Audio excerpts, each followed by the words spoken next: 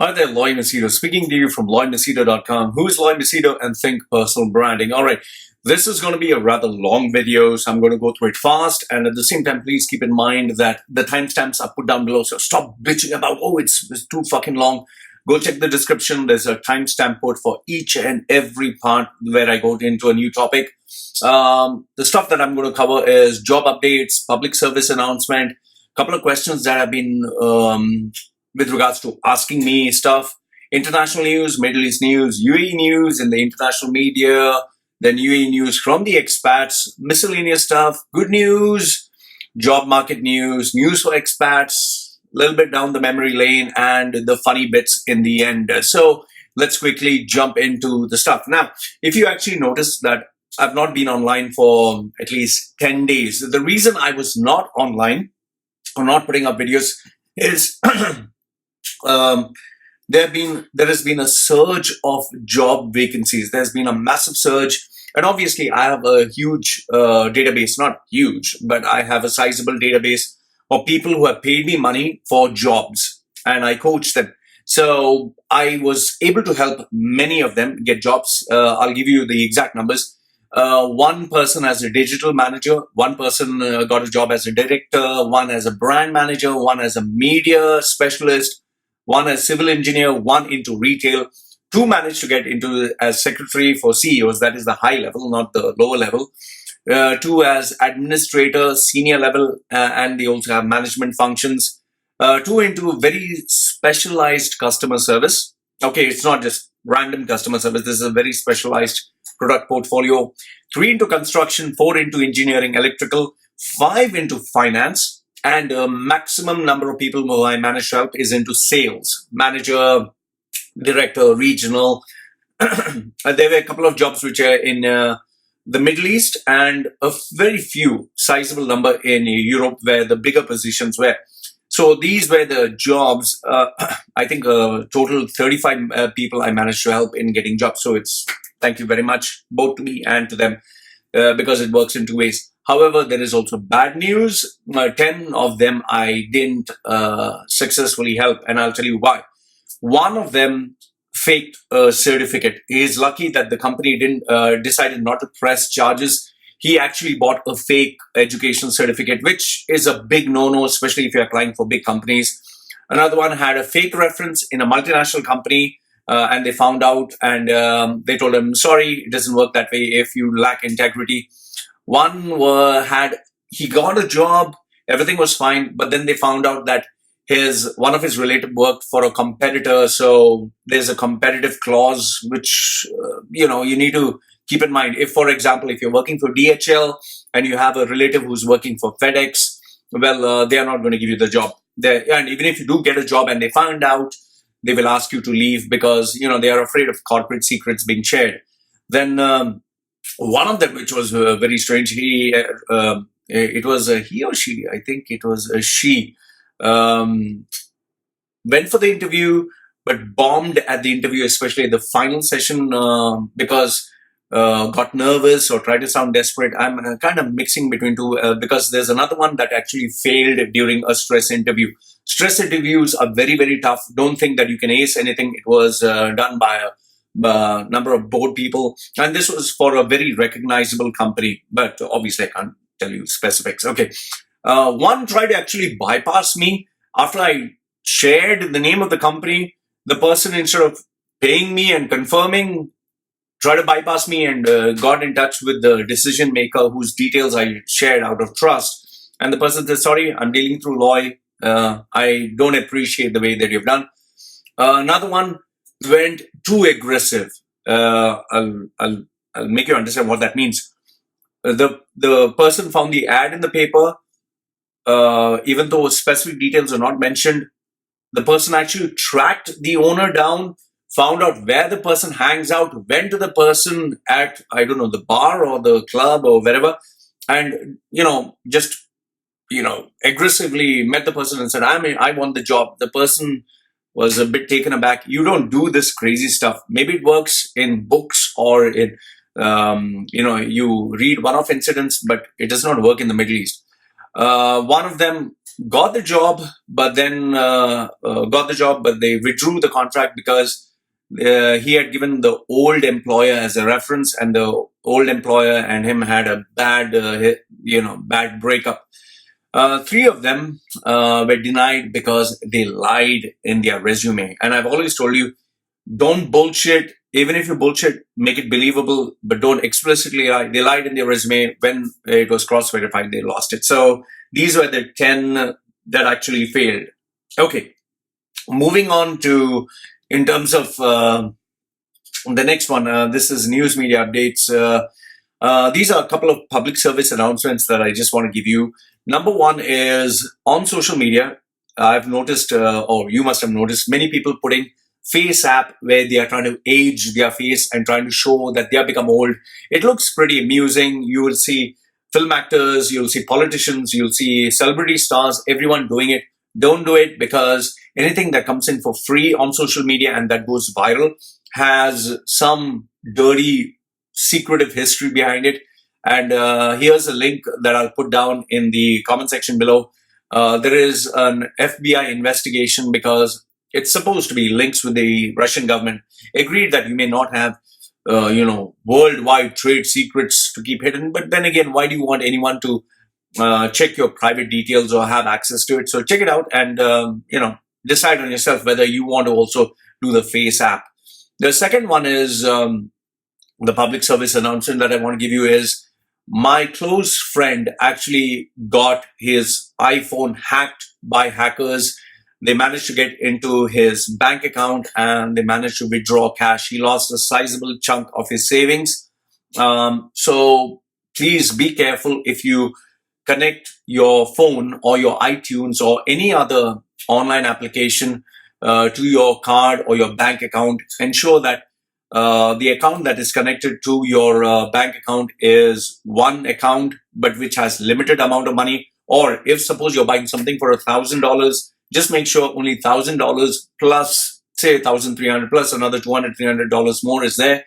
So if in case someone hacks into that, they have very limited cash, and put the rest of the money into a bank account that the details are not put anywhere online or they are not put on any phone, because you just do not know who can hack into your phone.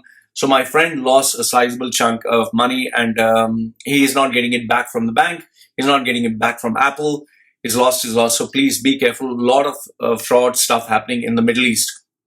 Then another public service announcement is a guy had a stable job, a stable career. He was promised a better job in the Middle East, and he believed the guy. He knew the guy very well, senior guy. After he resigned from the job, now he has been put on hold for the past 7 months, and he has lost his savings. Now he's desperate. So like I've told you, do not trust anyone. Even if they show you a written contract, that doesn't mean that they are obligated to give you a job. It's always a risk when you leave a stable job. Now he can't go back to his old job because he resigned from there. He doesn't have a new job. Now he's left without a job. Another one is female. She paid this online guy for a confirmed job. I've always told you, nobody can give you a confirmed job in any part of the world. It's more like, okay, you're giving someone cash and saying, give me a job, and they give you a job. It's a job for cash. It doesn't work that way. She paid him the money. Now he doesn't answer her phone. He has blocked her on social media, and she came up to me, and now she's desperate. All right, from the past 3 months, a total, when I actually checked it, there were around 34 people who applied through recruitment agencies, paying them actually money, giving them money for their resume, or giving them money for advanced level services or consultation services. And they came back to me and said, Loy, I paid these people money and nothing has happened. So I've always told you, recruitment agencies employ people of lower level skill. They'll always give you a copy paste template. They'll never sit and work with you. So, I'm just giving an update. How people, after paying money, it's non-refundable. You don't get your money back.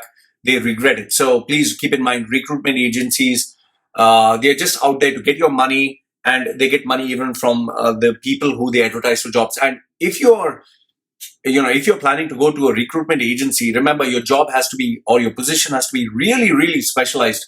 For normal jobs like sales executive, engineering, or labor class jobs, recruitment agencies, companies don't approach them because they have to pay them their fees. So the next one, public service announcement, still sticking to that, is female. She risked everything. She, took a bank loan, took everything, gave up a career, moved into a foreign country to get a career as a movie star and as a model, because she read a lot of inspirational stuff online that, believe in your dreams. Oprah Winfrey did it. Steven Spielberg did it. And now it has been 8 months that she has not got anything. She is bankrupt and she's ashamed because now she has to go back home and she has to face her family and she has to face her friends. She'll be a laughing stock because she has been sleeping literally on the streets. She doesn't even have food to eat to even buy a bowl of rice. I checked her Instagram. I checked her profile. She shows she's glamorous, but she's suffering. So what I told, the stuff that I've told you is, don't assume being famous like The Rock or being like Oprah Winfrey or stuff that you read. Richard Branson achieved his dreams, all the motivational bullshit. There should be a level of practicality. Don't assume that you can be a movie star or superstar or celebrity just because someone else has done it. Remember that is one person in 7 billion people. That's even harder than getting a lottery ticket. Then we have another guy who gave up his stable career, really mature guy. You're talking in the age range of 34, 34 to 35. The guy gave up his stable career to become like me. That's what he told me. And I was like, what? And he has been trying hard since the past 1 year to make his YouTube channel succeed, to make his social media presence succeed. And he moved into this rah-rah, I'm successful motivational coach and training people and online seminars and ClickFunnels and internet marketing. And it's a total fiasco, total flop. And the reason why it's painful is because he has a wife, he has children, he has to take care of his family, and he has come to his wit's end because he has now nearly lost all his savings. Please don't assume that a YouTube career, social media career is very, happening. Here also, it depends on luck. It depends on luck. It depends on various factors. My ability to speak has been because I've been speaking into public speaking for 20 plus years. I've been, into this. I've been doing what you see that I'm doing in terms of helping people as a coach, consultant for 16 years. I've been online for 11 years. So it's a sum total of so many things. It's not like I woke up one day, just finished school and I knew, I had a vision that I was going to be a YouTube guy or I was going to be a social media guy. No, it was just luck. I'm being honest with you. It was luck. Right things at the right time, at the right place. Today I'm relevant. I don't know what will happen after a couple of years. So please don't give up your career as an employee and just assume that you're going to be self-employed. Speaking about self-employed, the next 3 people who their employees, either they lost their jobs or they decided we're going to try something new. They invested into a business. They've lost everything and they got in touch with me for a one-to-one consultation and they are desperate. Running a business is not a joke. I've told you this so many times. Starting a business is very easy. Because people are like, yes, they just love to take your money and you start up a business, but then running a business, making it work is the tough part. Also sticking to public service announcements. I stay in Thailand, which is one of the most dangerous place in the world when you're talking of road safety. You just have to go to YouTube and Google accidents in Thailand. You'll see some of the most horrific accidents. And in Thailand, when you get an accident, people actually take their cell phone to record. You'll see broken bones and horrific stuff. Some of it YouTube has removed. You can check on the dark web pages where you'll see flesh and all that stuff. It's pretty gory. There was an accident whereby the tire burst and new passengers, tourists who came down to Samui, the island where I stay, the driver died and all the passengers were thrown out of the car. Like I say, please get your vehicles checked. Check the health of the tires, which is very, very important. Do not be stingy where the machine that you're driving, its safety is involved. I always go only to the main service contractors. That is Honda. I take my bikes, even though I can get it cheaper from people who do on the roadside. I give it to the best of the best, even though I have to pay a little bit more. So please drive safely. Another accident that nearly took place today, just a few hours ago, is I was behind this cement truck, this massive cement truck, and it's a thin, small bridge. And there was another cement truck that came in front of him. So here's a cement truck. I'm behind this guy, and they met like right in the middle of the bridge. This guy, I'm here, I'm behind this guy, and fortunately, I keep a large distance. I keep a healthy distance. Without warning, this guy just reversed in speed. I mean, he couldn't see me because I was right behind the truck. And I'll tell you, for a split second, I could actually feel time go slow. I was like, I could see him smashing right into me and running on top of me. I frantically just searched, it's split second. I managed to get my finger on the horn of the scooter, and I was able to press the horn, and he stopped just few inches off my face. Luckily, I didn't have my wife and my baby sitting with me on the scooter. He stopped few centimeters, and then I showed him, waved, and he could see my hand in the mirror. So all I'm telling you is, please be careful. You just do not know when you'll have an accident. Sticking to public service announcements, another one is there's been a guy who took a loan, ran away from UAE, and tried to get into another part. I will not tell you which one. He tried to get into another part of the Middle East. He has been arrested. His relative got in touch with me. Well, once you get arrested, you can't do anything. And I've told you this so many times. Don't think that you can take a loan from Oman and then run away to back home to your country and then come to Dubai or come to Saudi, and nothing is going to happen. If a bank has branches or they are connected to the central bank, they will locate your details. And if a collection agency is employed, they will use whatever tactics to get in touch with you. Another guy is he lost his job. He informed the bank that he would pay them, and he was being regular, however, not too regular. It seems that when he was on transit, he got arrested at the airport. Once again, I will not tell you where he got arrested. Another two people got arrested for, faking information on their resume. Nowadays, companies take such things as legal because you are talking of your resume, which is also a legal document. So they got arrested. I can't give you much details into this. Like I said, their relatives or their friend got in touch with me. And one last public service announcement. A guy tried to threaten me online and threaten my wife. It's very simple. If you have friends who are hackers or working in Google, you can trace the person. I found out who the person works for and his employer, and I forwarded the emails and messages to his employer, and he has lost his job. Do not threaten anyone's family, okay? And being online is not a game. It's not a game. The guy was like, "Oh, please, I lost sorry, man. You don't play such games." So these are the public service announcements that I wanted to give you. I hope some of it did help you. Let me know what you think in the comment section below. If you have anything to share with me, please feel free. Moving on, next is the job vacancies. Now this one, please note, this one is a paid announcement. A guy doesn't want his company to be known, but he has paid me money, and that is the only reason I'm giving this announcement. And this is for a vacancy, and the vacancy is at a senior level. It's not a junior level. So please do not pay me money if it is for I got a guy who wanted me to speak about laborers. I got a guy who wanted to speak to me about junior level positions like sales or accounts or engineers or in civil stuff. If you want to advertise, give me senior level positions. Don't give me junior level, because then I'll be flooded with small time. Like, guys send me their resumes for security guards, for cleaners, for salespeople with just $800 or $1,000 salary, even college students, please. So not junior level positions. I don't accept money for that. Senior level, yes, I wouldn't mind, or something specialized. So this is a paid announcement, and the announcement is two different categories of vacancies. The first vacancy is, like I said, this is a paid announcement.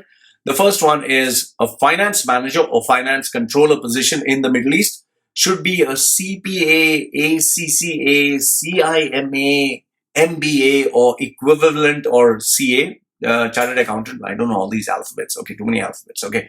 You must 10 years experience with at least 5 years experience in a leadership position. You must understand IPSAS standards have some experience working on SAP, and then maintain internal controls, policies, and guidelines. Knowledge of VAT is necessary. You should be able to lead and coordinate information with external auditors and conduct internal audits, supervise records, systems, contracts, assets, and liabilities, financial planning, financial analysis, and financial reporting. You should be skilled at providing financial analysis, perspectives, opinions, and suggestions and changes. You should be good at negotiating presentations, suggest recommendations to the board, strong understanding of banking regulation, instruments, and functions, and you will be reporting directly to the CEO of the company. The salary is not less than $12,000 to $15,000 plus housing, plus ticket, plus insurance for you and the family, plus subsidies for the children and for the family. So this is a very specialized function. Please, if you're just an accountant, don't send me a bloody CV. If you are just a finance manager newly, don't send me a CV. Pay attention to what I told you. Listen to it all over again. Finance manager, senior level, or finance controller for the Middle East region. Like I told you, the salary is $12,000 to $15,000 USD, tax-free, plus very good housing, ticket, insurance, subsidies for the children and family. So that's vacancy number one. Second vacancy is for a business development manager and sales director. It's for a very specialized product and concept or technology products. Once again, this is a paid advertisement which I'm sharing with you. Guy from the company has actually paid me to say this. So the position is based in Middle East and Asia. So a lot of traveling will be involved. You'll be responsible for recruiting, hiring, training, coaching, mentoring, and developing a winning team. Strategic creation of plan of action, both for B2B and B2C. You'll create and maintain distribution channels. Vendor management is very important. Should have experience in operations, administration, management, and a little bit of logistics. Customer service attitude is very, very important, as you'll be dealing with A-level customers and decision makers. Exceptional communication and presentation skills is mandatory. Education qualifications degree is not must, but you must have a proven track record of sales. So they are going to verify your sales numbers. Driving license, it seems, is important. You need to have an international driver's license. Should be able to travel to various countries in the Middle East, Africa, Europe, China, and Far East, which is why no visible tattoos, piercings, or controversial social media posts or image is acceptable, as trips to Saudi and the Middle East will be a requirement. Should have knowledge in brand management and social media management. Target driven, highly pressurized job. It's a 24/7 job. You will build a team from scratch in 5 countries. The sales manager's position starts at $7,000 to $10,000 USD. Sales director's position is $15,000 to $20,000, but that is negotiable. It seems that you'll also get sales commission based on target slab system, travel allowance, housing, ticket, insurance, subsidies for the family. And it is a highly pressurized job. I've spoken to the owner of the company, and he has also stated this, that you will be under probation.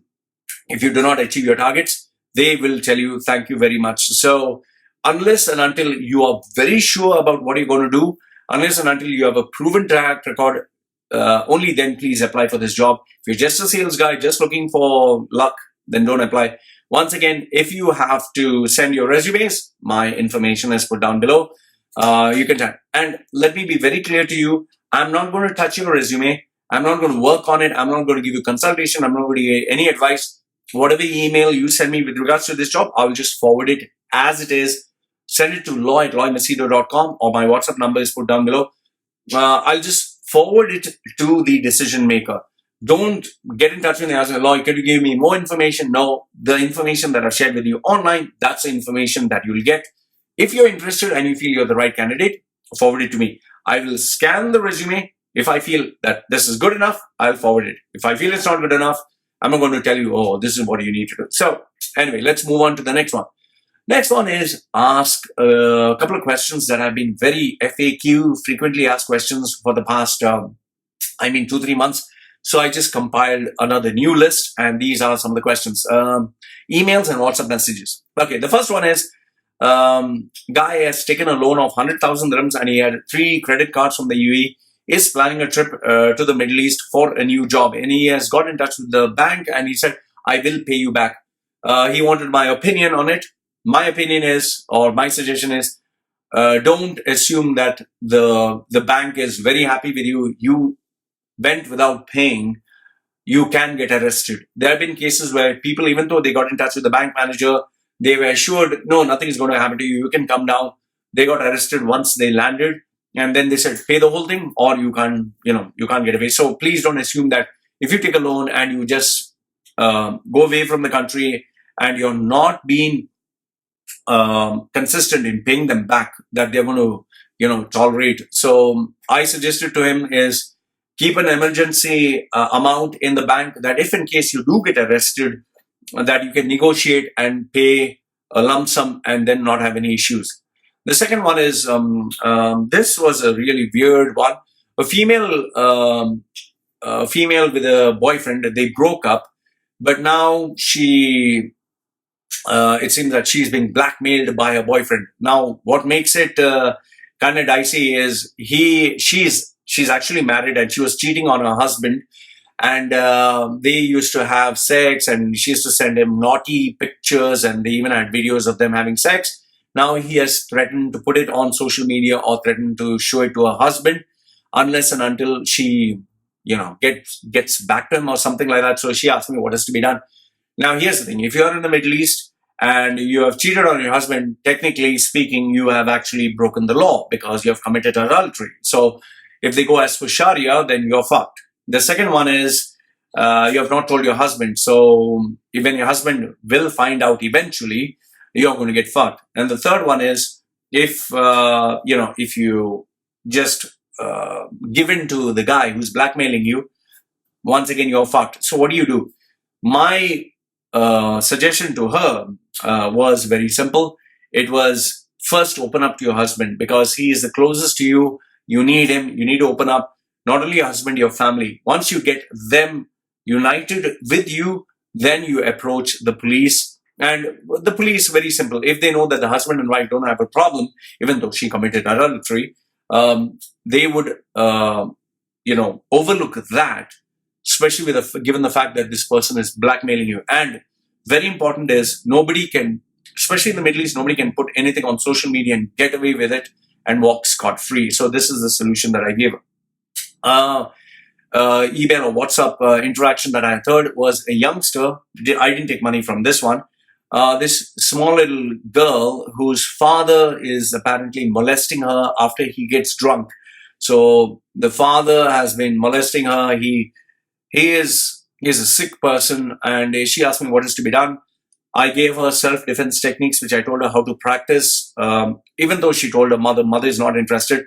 So self-defense techniques, both from herself taking the kitchen knife to practicing at home with her friends, that is, and speaking to people in her family who she could trust.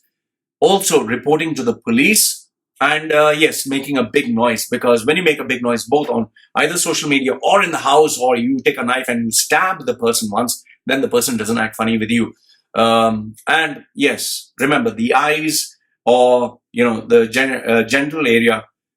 Suppose the person puts something in the mouth, say the penis, and you bite it off. Next time the person doesn't try to act funny with you. And yes, remember this: no matter how brave the guy is, the minute he knows that he can lose an eye or he can get stabbed, but you'll have to really, really do it violently, or you're screaming and shouting, they would not approach you. And I speak this from the vantage point of being molested as a child, being raped as a child. So I don't want to give much details here. Email or WhatsApp message number 4 is, this guy had a fight with his employer after he resigned. He still wanted to have the last words. He got in touch with the employer. They had a verbal spat on social media, both on the phone, on WhatsApp, and on social media.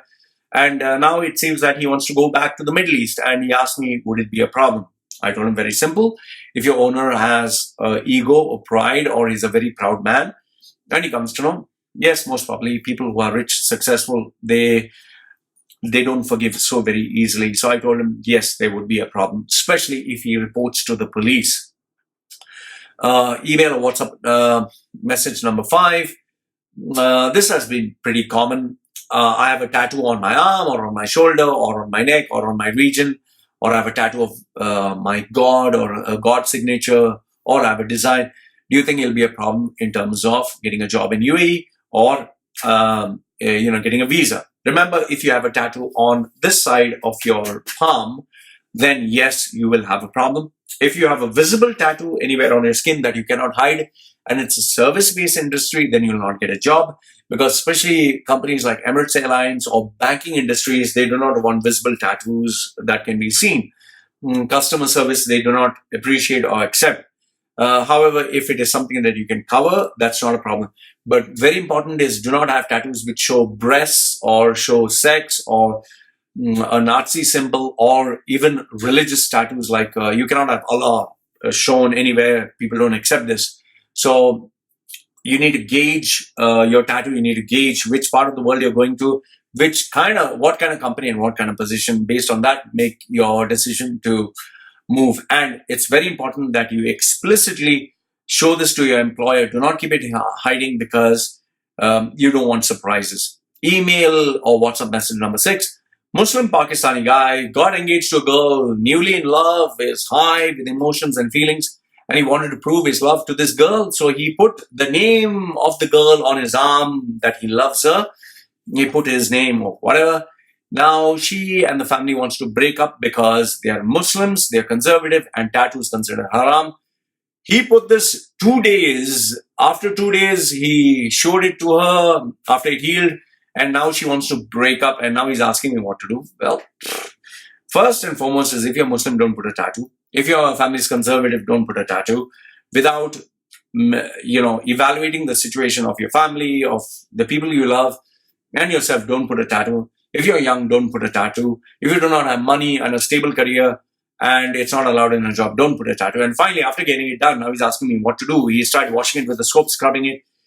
He has even told me he'll scald himself. I told him, don't. He wants to make the iron hot and, burn his skin. I told him, better than that, go to some of the Asian countries. There you can get a tattoo removal. Only thing is, it's going to be expensive. Please don't cut off your skin or put a hot iron. I don't recommend that. This is what I told him. It's unfortunate that this has happened to him. I've always told you online, please do not get a tattoo without being sure. Okay, email, WhatsApp message number 7. Indian guy wants to leave his job in the Middle East and come down to Thailand. Why? Because he's suddenly inspired by me. He is complaining and bitching about racism, politics, and stress in life. And he wanted my advice. Very simple. My dear friend, who told you there is no racism in Thailand? Who told you there's no racism in the Asian subcontinent? Do you know that the visa on arrival for Europeans and Westerners is 1 month to 3 months extension, while a visa for Indians, Bangladeshis, Pakistanis is just 1 week. Extension is 1 more week. So it's not 3 months. If you're a Western passport holder, you can go for border trips, that is just drive in a car, go a couple of kilometers into a neighboring country, and keep getting 3 months, 3 months, 3 months, 3 months visa. But if you're an Indian or Pakistani or Eastern, from Sri Lanka, after you get your 1 week visa, 2 week visa, then you get a 1 week visa extension, then you must leave the country. You can't go to the border. You can't get an educational visa. So, stop being foolish. Stop assuming stuff. And then he's saying, oh, I'm tired of politics. I'm tired of hard work. Who told you that life in Asian countries is easy? Who gave you that fucking idea? Who gave you the idea that there is no politics? Do you know that in the Asian countries, they are even more clannish in nature. They are even more particular of their own people, their own race. My advice, don't fucking come unless you have fucking money in the bank account. Okay? So that was as far as it goes. Email, WhatsApp advice number 8 is, guy is having an affair with the owner's daughter. He loves her. What should he do? I asked him what is the nationality of the owner. He said it's Pakistani. I told him you're going to get killed. The owner can take you to the police, file a legal case on you, file, civil or criminal charges. He can mess up your fucking life. You're a fucking employee. Don't have an affair with the owner who's rich. Don't have an affair with him. And especially if he's Muslim, especially if he comes from a conservative family, especially if he's Pakistani, where for them, family honor his name. I told him, boss, use your fucking head, others you're going to get killed and your life is going to get destroyed. Email and WhatsApp message number 9 is, guy has been applying to multinational companies non-stop, aggressively, every single day. That's what he told me. Every single day, non-stop.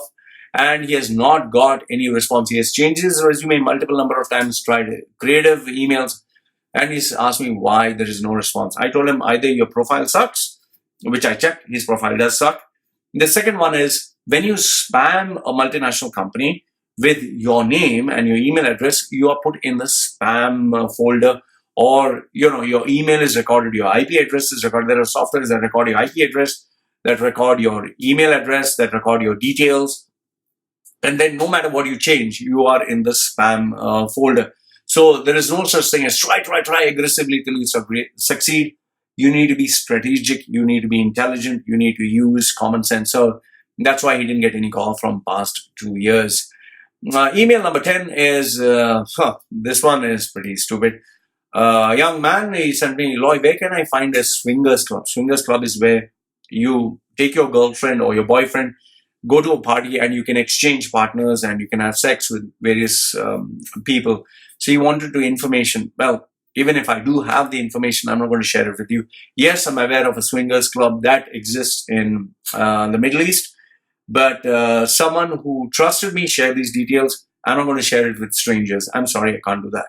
Email and WhatsApp message number 11 is, young man, just gone to the Middle East, UAE, and he is asking, Loy, if I go to prostitutes, will I get caught by the police? Well, the police, the law is aware that prostitutes are there. They are aware that, sex goes on.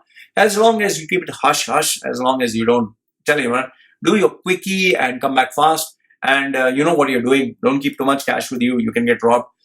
As long as you do that, quickie, fast stuff, and you don't trouble anyone, don't make too much of noise, don't disturb anyone, nobody's going to bother you. It goes on in the Middle East. You don't have to believe me. Just go to Dera, just go to Jumeirah, go to these nightclubs. You'll find many of them available. Okay. Point number 12, email, WhatsApp number 12 is, I'm having a live-in relationship with my girlfriend.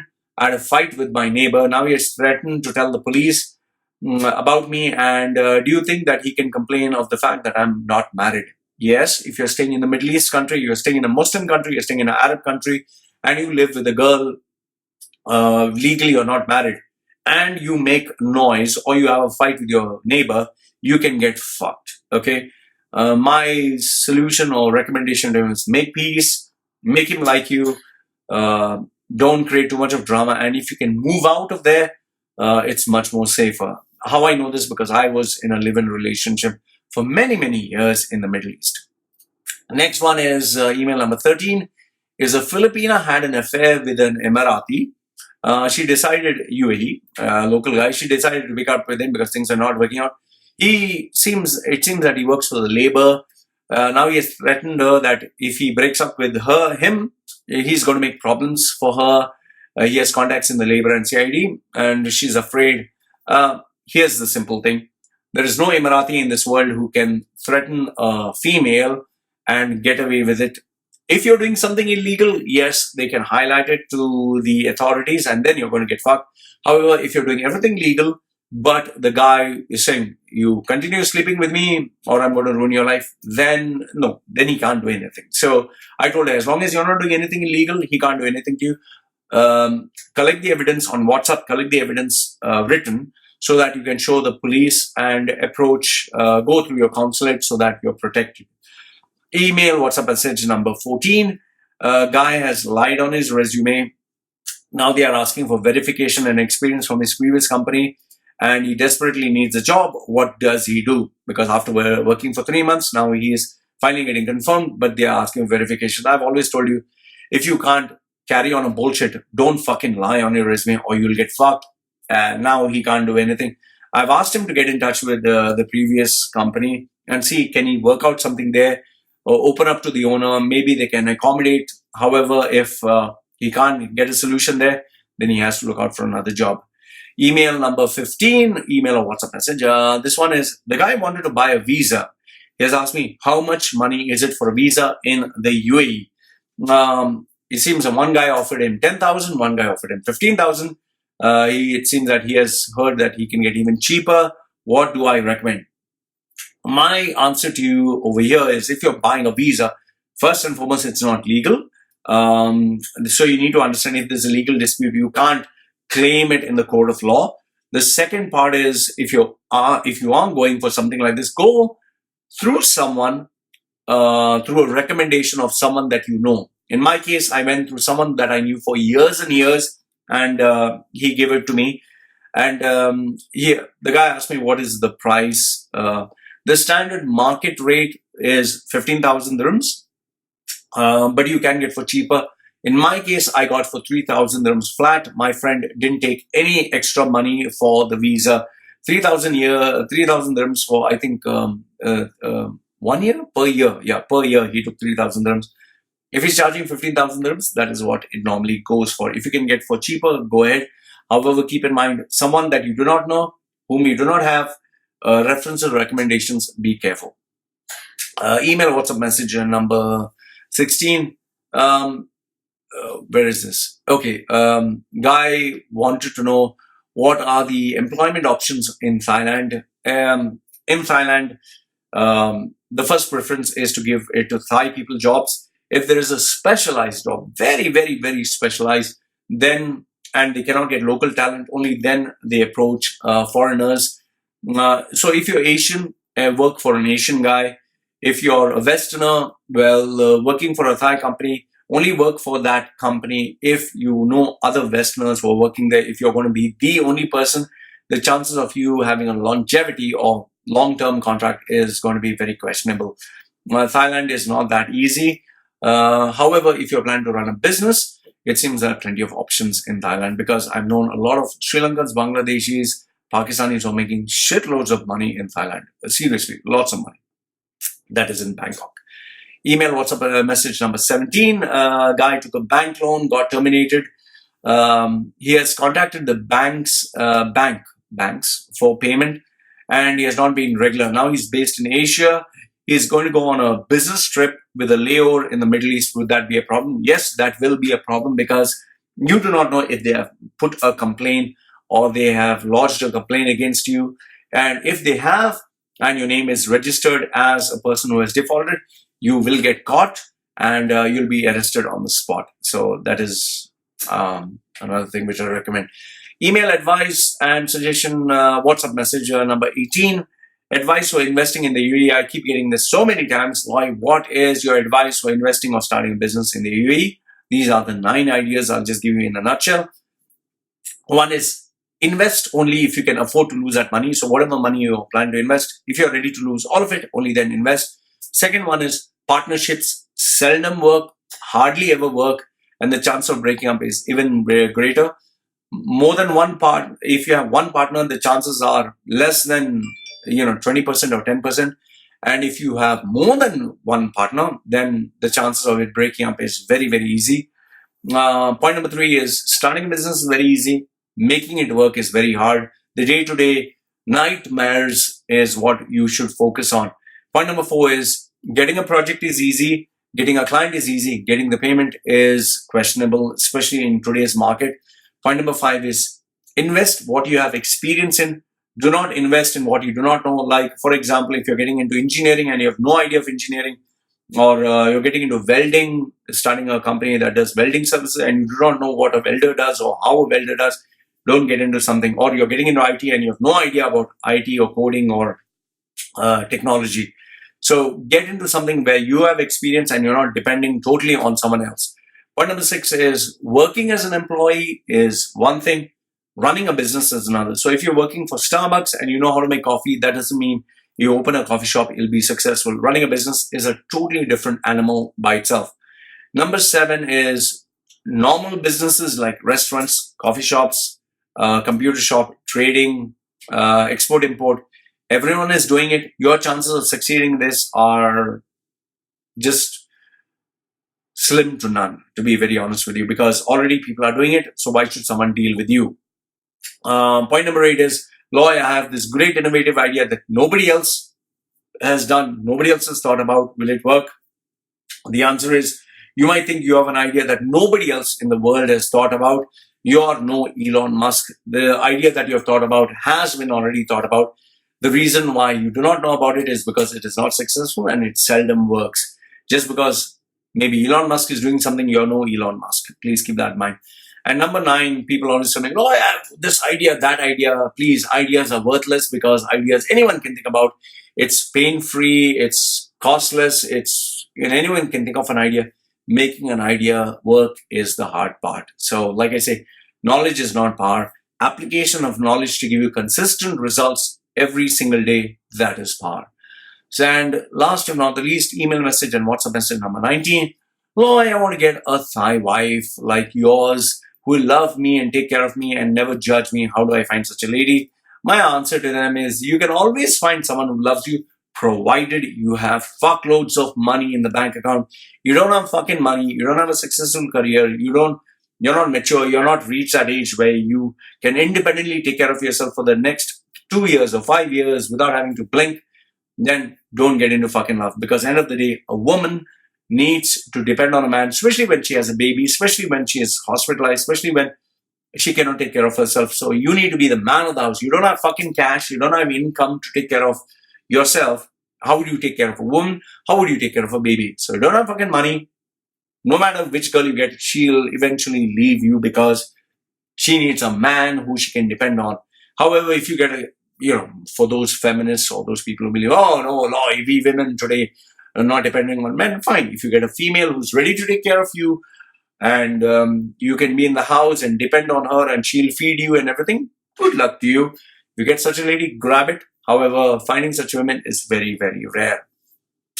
So the last, if not least, this one is the last, is I got this question about the boy who ran away from home, which has been all over Gulf News, Khaleej Times, and the national newspaper. This boy, long story short, is an Indian boy who ran away from home because his father refused to allow him to watch a movie on YouTube. So they wanted my opinion on this. Now, please, I don't want, first and foremost, before anything else, I don't want you hating this boy. I don't want you sending him rude messages. He's a young boy. He's only 15. And do not attack the father. Okay, first, that's the first thing I want to tell you. But I'm going to share with you my opinion. Okay, and my opinion stems from the fact that I have come from a broken family. I've come from a family that abused me, where I never had a proper father. My mother was never there. I had a horrible upbringing. Horrible. I was tortured, I was tormented, I was beaten, I was bloodied, I was bruised. I was sexually molested and raped by my own relative. So I come from a very horrific background. And I managed to come out of all this. I never touched alcohol, never in my life, never touched cigarettes, never got into drugs, never got into a single fight. Okay. The only imperfections that I have is the tattoos because I love attention. Okay. So I'm no fucking role model and I don't want to be a fucking role model. Okay. I've had, like I told you, the drawbacks that I've had is I enjoyed attention. I loved sex when I was young because high amount of testosterone, and I enjoyed with women. I was a rebel. I made all the fucking mistakes in the world. So from that vantage point, I'm speaking to you. I'm speaking to you from experience, from my own mistakes, not from reading a book, not by having a perfect life and commenting on others. I'm speaking from the scars and mistakes that I made. So this is what I feel. I just feel the photographs that I put on Gulf News, Khaleej Times, all of them, the father kissing him and the boy kissing his father, that's all fucking posing. That's all fucking fake. You know, Asian families, the fathers don't kiss the boy and hug the boy every single day. Nobody does that, okay? You don't see fathers and sons hugging and kissing each other every single day, especially Asians. That's number one. Especially Muslims, especially conservative families. They don't show their emotions and feelings. This is done just for posing. That's number one. They do it, but rarely, at rare occasions. They don't do this every single day. Second one is, if you look at the father, yes, he is worried about his son. That's without a doubt. He loves his son. He is worried about his son. It's genuine. However, the boy, if you look at his face, I don't think he looks very sad. I don't think he looks very sorry. I don't think he has realized his mistake. Okay. Number three, this is my opinion. Huh? I can be wrong. You look at his face, he doesn't look like he's fucking bothered. Because why should he be bothered? He is a father, mother who's paying all his bills. He has everything taken care of. And he has nothing to worry about. In fact, look at the reason why he ran away. He didn't run away because he was being tortured or he was being tormented or he was being raped or he was being molested or he was being bloodied and beaten and bruised. He ran away because father told him, don't watch a movie on social media, on YouTube. That's as far as the story goes, okay? His father told him, don't watch a movie. So his son got, you're telling me not to watch a movie? Fuck off. He didn't say fuck off. He said, okay, he just went away. So I look at it, if a boy who's only 15 shows so much of temper and rage for not watching a YouTube video, tomorrow when he's addicted to a game, there are suicide cases in India where someone couldn't play a game and they killed themselves in frustration. Father didn't allow to play the game or they took away their cell phone. They killed. There have been cases where people have actually killed, the sons have killed their parents, where they have committed suicide, where they have harmed in rage. So imagine if tomorrow, he's addicted to a game and he's a little more bigger, what will he do? As his testosterone grows, when you're a teenager, testosterone is too much, you're out of control, you're getting pubic hair in different regions, you're becoming manly, you don't know what to do with your energy, you feel you can achieve anything. So if he falls in love with a girl or he has feelings for a girl, then how is he going to react?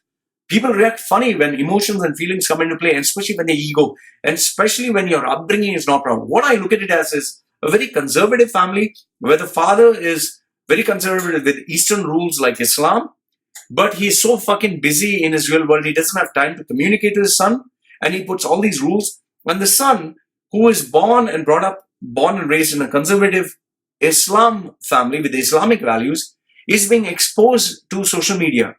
He's spending his entire time watching YouTube videos where he sees the West, where he sees, freedom, Shah Rukh Khan, he sees all these Indian actors, he sees romance, he sees love, he sees freedom, and he's glamorized, he's so attracted to all these distractions, and he finds nothing attractive with the father who's living an ordinary life. So he's exposed to a world of money, temptations, and pleasure, but he is forced to live in a very conservative, reserved family. So there is a clash. And because his upbringing is not proper, his father didn't do his job as a father because obviously he had to earn money and provide for the family. Now there is this big vacuum which is being filled by the boy, by himself, poisoned through social media. So I see him being addicted to the wrong side. And now it's a little bit too late for the father to be strict with him. So if he lacks obedience, he lacks respect, he lacks fear of authority. Okay? He's going to do it again. Trust me, he's going to fucking do it again.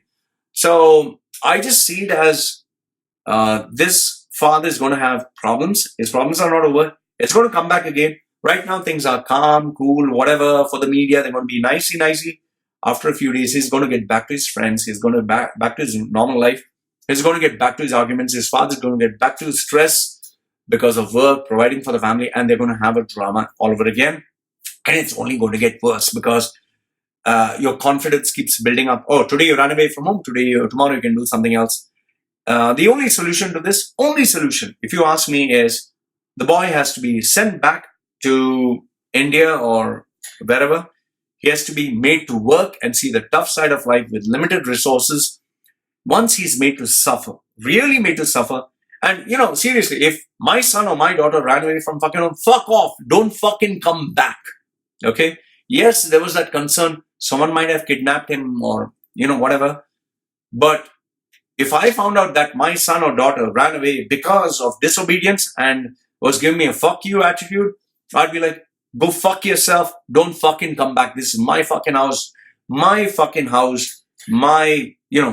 house, my rules, my expenses. You don't live on my money and then try to boss me fucking around. No, it doesn't fucking work that way. I'm sorry. You feel you're a big boss? You feel you have big balls? Go earn fucking money. Earn money live by yourself. Then you can smoke, you can drink, you can fornicate, you can fuck around, you can do whatever the fuck you want with your own money. So for me, if yours my son, fuck off. Don't fucking come back. Work and show your fucking balls. When he's broken, when he's bruised, when he's battered, when the real world fucks him over, then he'll realize. And what I look at it as, there's a lot of incomplete details. I feel the story is very dodgy. I don't trust the story of the boy because he's a youngster. He can lie. He will lie. And I just feel the media is only trying to show the romantic side of the family. He's going to get back into the rhythm, the groove of who he really is. Naturally is a disobedient boy, a boy who lacks discipline, a boy who's distracted with the real world. And his personality is this way. His father's personality is this way. His attraction towards life is this way. His religion and conservative and principles are the other way. It's going to clash once again. It's going to get fucked up. So this is my views. Let me know your views in the comment section below. And please, mind you, it's not to hate the boy. It's not to hate the family. This is a challenge that today's generation face. Let me know what you think.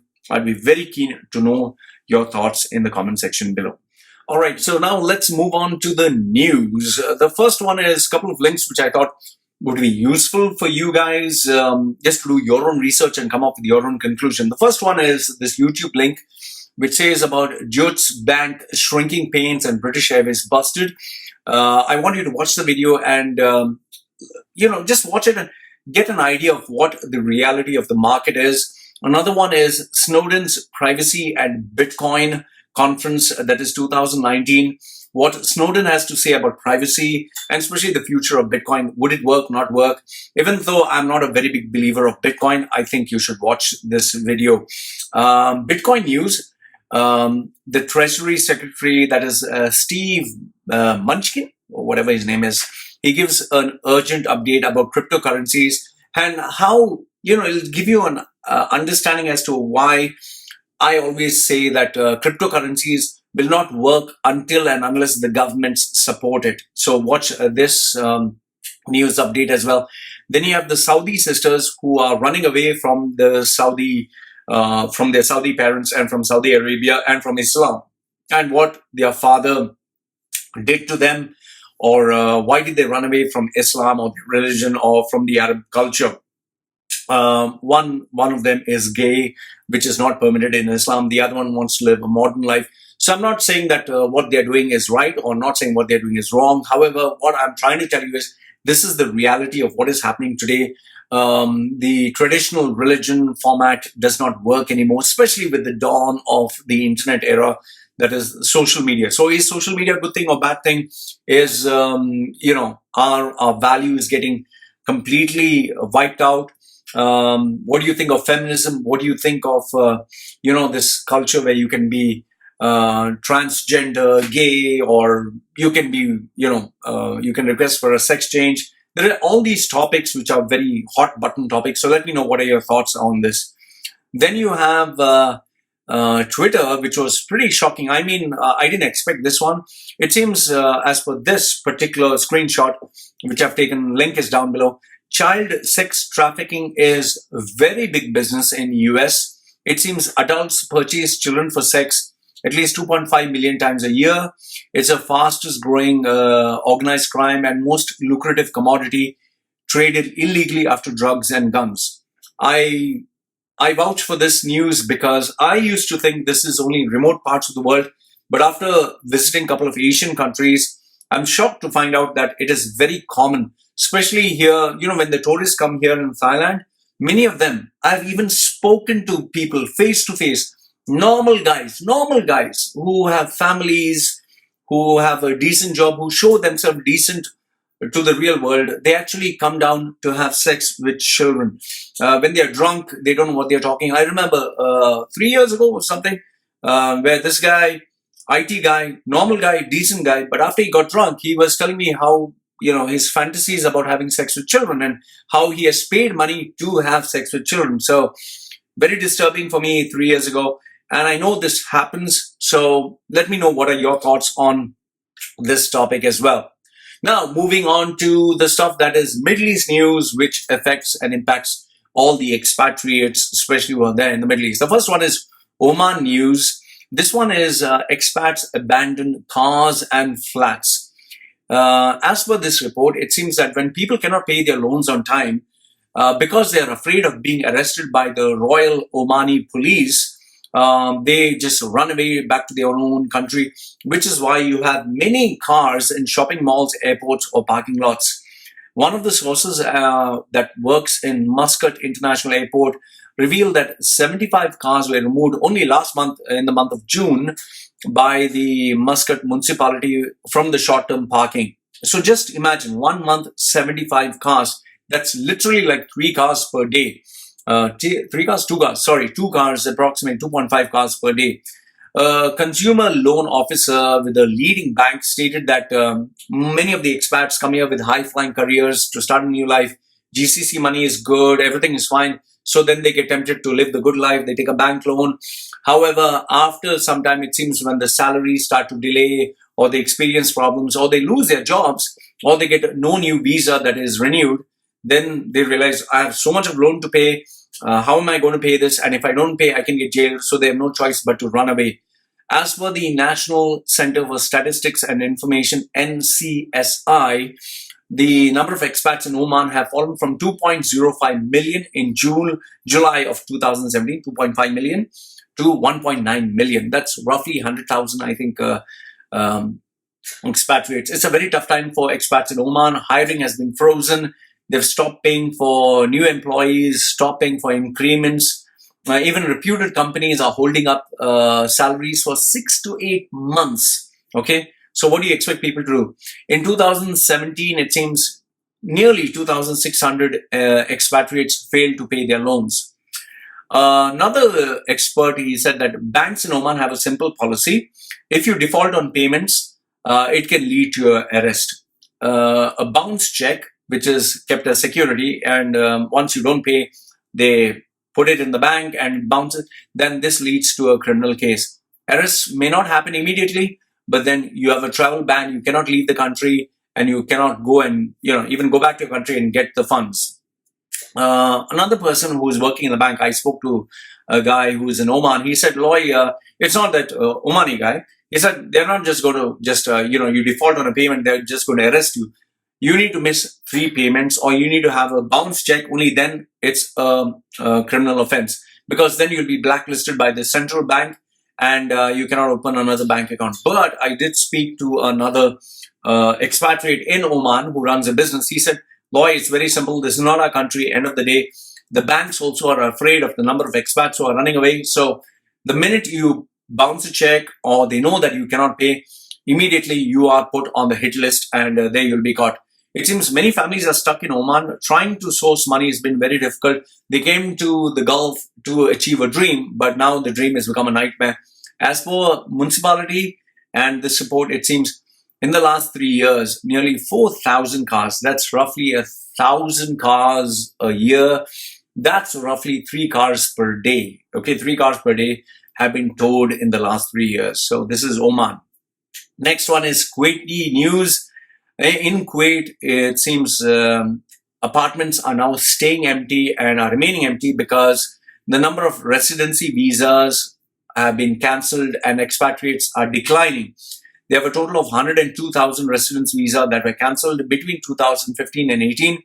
Kuwaiti property market has been affected because now even the Kuwaiti locals and the Kuwaiti ministers are making it difficult for expatriates to live, survive, and be there. Rising costs, stagnant wages, anti-expat government policies, public discourse where they openly, insult expatriates and driving foreigners out of the country has resulted in a lot of empty apartments, which is where it seems that they are going to have their market moving towards a recession or crash. The number of foreign residents in the country, they are planning to decline the number of foreigners by at least 1.5 million. I don't know what Kuwaiti, the government officials are doing, but if 1.5 million people reduce in the country, you're talking of 1.5 million people who would spend money. They would be reduced, and this is going to fucking destroy the country. But anyway, then again, they might know better. Moving to Saudi, stepfeed.com has reported that a Saudi expatriate, that is an expat, Asian guy, he was given an HR position and he terminated 30 Saudi employees, which I found very shocking. I mean, first and foremost is locals of the country, they hold a certain power and position. And you're talking of a conservative country like Saudi, where locals are considered superior, Arabs are considered superior to all other nationalities, especially Asians. So this Saudi expatriate, Asian guy, he terminated 30 Saudi employees. So the 30 Saudi employees took to social media, hashtag the Ministry of Labor, hashtag the government, and it went viral all across Saudi, and the government was forced to take action. It seems that it reinstated all the 30 nationals, but this guy got jailed and then got deported, and the company has been fined $100,000 plus. Very simple rule: if you're an expatriate in a Arab Muslim country, you'll always get fucked. Okay, that's the bottom line. So let me know if you think I'm wrong. Let me know your thoughts. Next one, UAE's news that is on the international circuit. This will not be put in the local publishing media houses. The first one is UAE is withdrawing from the Yemen war. This is New York Times. 4 years after UAE moved to support Saudi in a war that to attack Yemen to prevent democracy and to prevent it moving to the other part of the Muslim, Shia Sunni kind of war stuff. So it seems that now UAE wants to withdraw because it's proving to be very expensive for them. It's proving to be detrimental, and the international community, including United States, they are they are speaking against UAE. Especially UAE has Expo 2020 that's coming. It's giving a lot of negative press, a lot of negative publicity. Expatriates are not coming there. There's a threat to Gulf War, and especially with the escalation that has taken place between Iran and USA, UAE found out they made a very big mistake by involving themselves in the Yemeni war, so they are withdrawing. Because of which, the next news that is from Al Jazeera says that because UAE is withdrawing, Saudi is now pushing in more troops to secure the Yemeni ports, because if UAE withdraws, then Yemenis become stronger, so they don't want this to happen. So Saudis are increasing their number of troops, increasing their presence, because they also have a fear that if Iran supports the Yemeni forces, then all the effort that was put by Saudi and UAE will go to waste. Okay. However, the reputation of UAE is really it's pretty shaky, because it seems now a lot of US senators are speaking against UAE, especially if you see human rights, the website, go to their website, you'll see that Amnesty International last year said that human rights abuses, torture camps, war crimes, and support of Al-Qaeda kind of groups in Yemen have severely damaged UAE's standing with the US. Increasing regional differences with Iran has also helped complications. The rising tension between US and Iran has put UAE in a terrible crossroad. And you need to understand, when you have news like raping of children, raping of innocent women, torturing men who have nothing got to do with the war, that is destroying UAE's image as being, a country that did not get into any political problems. Speaking about US not supporting UAE, this is from the Washington Post, which says that the title itself is How the UAE Contributed to the Mess of the Middle East. It seems that Senator Robert Mendez from New Jersey is a ranking Democrat in the Foreign Relations Committee. He sent a letter to Mike Pompeo of United States, warning the United States that it may be obligated by law, okay, even if they want, that means by law you cannot, to terminate all arms sales with UAE. It comes at a time when UAE is undergoing all the tension and problems. Mendez query follows revelations that high-tech US anti-tank missiles, which were sold to the UAE, have ended up with Libyan armed forces. Now, why is that a problem? Is because Libyan armed forces are trying to overthrow the United States government supported government in Tripoli. So USA is supporting UAE, supplying it arms, But UAE is supplying arms to Libya, and Libya is attacking the US. So there's a conflict of interest, because of which now US senators are saying, stop supplying stuff to UAE, stop supporting the UAE. And obviously, when they stop supplying arms, money stops coming in. United States is a country whereby if money stops coming in, you're not my friend. Because of UAE supplying these weapons, it seems that at least 53 US forces were killed. In 2014, Pentagon said that the UAE had secretly bombed Libya, much to the surprise of US officials. UAE now stands accused of supplying Al-Qaeda militants in Yemen with US-made weapons which were supplied to it out of trust, and it has been violating its stance, especially repressing pro-democratic forces in Sudan. Remember this much, that UAE does not support democracy in these Arab countries, which I totally understand, because if you do give power into the hands of these lunatic people, they're going to make the country a mess. You don't need any proof. Just look at what has happened with Iraq. When Iraq was under Saddam Hussein, it was under law and order. Now it's totally destroyed. Look what has happened to Syria. Wherever US goes, it destroys those countries. Now, all this is affecting UAE, and because of which it seems that US has started, relationship with UAE has started to strain itself, which is why US started the withdrawal of troops. This is a report. The next one is a report by Al Jazeera and the Human Rights Watch. It says that UAE has violated the rule of law, okay, with brazen contempt. UAE is holding 5 prisoners after they have completed their prison sentence. The Human Rights Watch said that these 5 men who are at a counseling center at Al Razin prison, who are on accusations of posing a terrorist threat. The 5 individuals are Khalifa al-Rabayan, Othman al-Seni, Badr al-Buhairi, Ahmed al-Mullah, 4 activists who are related to al-Islah, okay, registered Islamic movement, which has been banned in UAE. Now, this I feel is, even though it's only 5 people, I feel it's being brought out right in the front because of the tensions between UAE and Qatar, because of the tensions between UAE and Iran. You know, see, the thing is, once you start making enemies, they will highlight whatever you do, 10 times, 20 times. So UAE is being put in the spotlight, and Human Rights Watch, they are supposed to highlight anyone who violates, and UAE is now being put right at the center spotlight in a negative way, which is going to affect it pretty badly.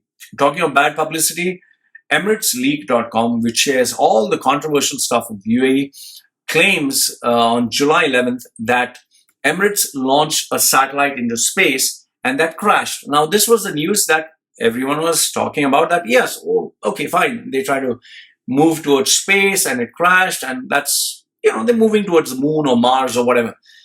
But Emirates Leak is saying that the satellite that was sent into space is not a normal satellite, it's a spy satellite, and it was going to be used for espionage purpose, and this is the one that crashed. It was being launched from a Vega rocket in France on Thursday, and it was supposed to put Falcon I-1 surveillance satellite into orbit. This would be used as a 4th satellite to monitor people in the UAE. The number of satellites that they have in mind is 10. It's expected to reach to 12 by 2020. And what are these satellites being used for? It's to spy on citizens, on human rights activists, on intellects and media people, and also on neighboring regions. Proof of this has been Reuters' expose that has shown that UAE has teamed up with Israel in hacking into iPhones, hacking into Android systems, and they've done it successfully. Okay, they can hack into any smartphone device. Especially, why do you think that now they are giving you free SIM cards? Why do you think they are telling you download the software? Because when you download a software, you're actually downloading their technology onto your device. And this, if it starts installing, finished, that's about it. Once you give permission, all your data can be scanned by them. So they've been spying on citizens, opponents, even friends.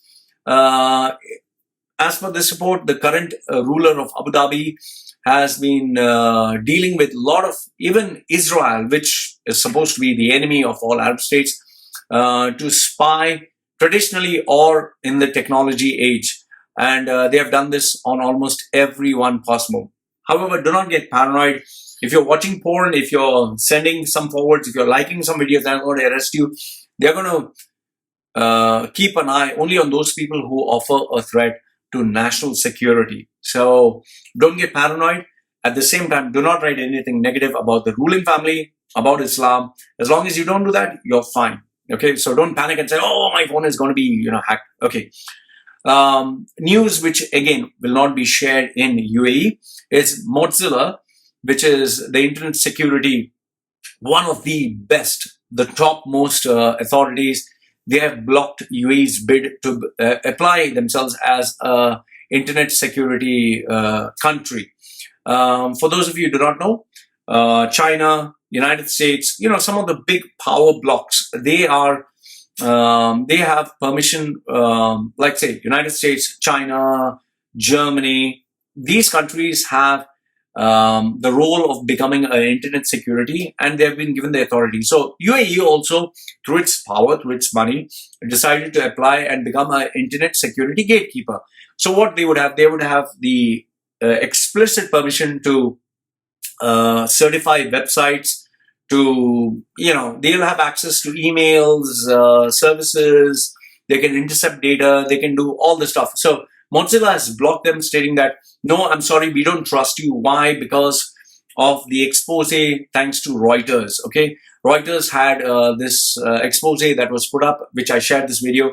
You just have to Google search dark matter Reuters. You'll get to see the reality which they managed to uncover by Reuters of UAE's dealings with Israel, and how they hacked into all the iPhones, how they hacked into all the smartphones, and they're using it. The code name is Project Raven on behalf of the Emirati intelligence agency. And how did they manage to get so advanced? They employed the services of US intelligence officers, people who are working for the CIA, FBI, retired officers. They paid them shitloads of money, and money talks. So they worked as independent contractors, and they were busy spying on people in the Gulf. However, how the cover got blown is when their own technology was used to spy on US. So when US can spy on other countries, that's okay. But when US technology is used to spy on US, well, that's where they don't like it very much.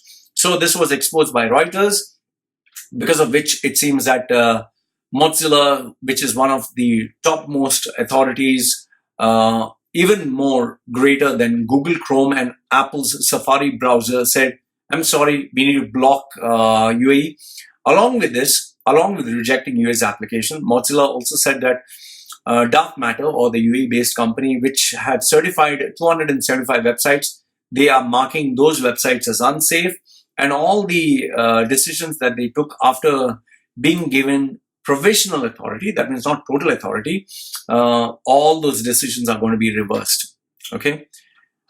So this is some of the news that was put on international media, which UAE will not talk about. Now coming to the news that UAE talks about in its own media, 15 Emiratis are ready to operate the UAE nuclear reactor.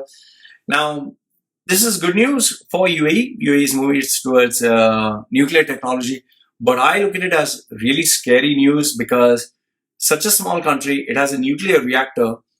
If you get some terrorist group that attacks a nuclear reactor, UAE is finished. I don't know why they're getting into nuclear energy. Don't get into it. My personal advice, don't fucking get into it, because if there's a leak, if there's an explosion, if there's some fucking disaster, UAE is such a small fucking country. All the expatriates will run away. UAE will be finished. I look at it as, don't fucking get into nuclear energy. This is not your cup of tea. But then again, I don't know. UAE knows better, I guess. Next one is UAE, because they want to increase their business. What are the steps that they're taking? The first one is free liquor license for tourists. So now the tourists can consume their own alcohol, consume it 30-day license. You don't need to go to a pub. You don't need to go to a restaurant. You don't need to go to clubs. You can get drunk by getting your own license. Courtesy the outlets of Mercantile and Marketing International, MMI. I just look at it as encouraging people to drink, encouraging more revenue, and also you can give out some more fines for not behaving properly. The second thing that UAE is doing to increase its revenue is sponsorship change for low-income groups.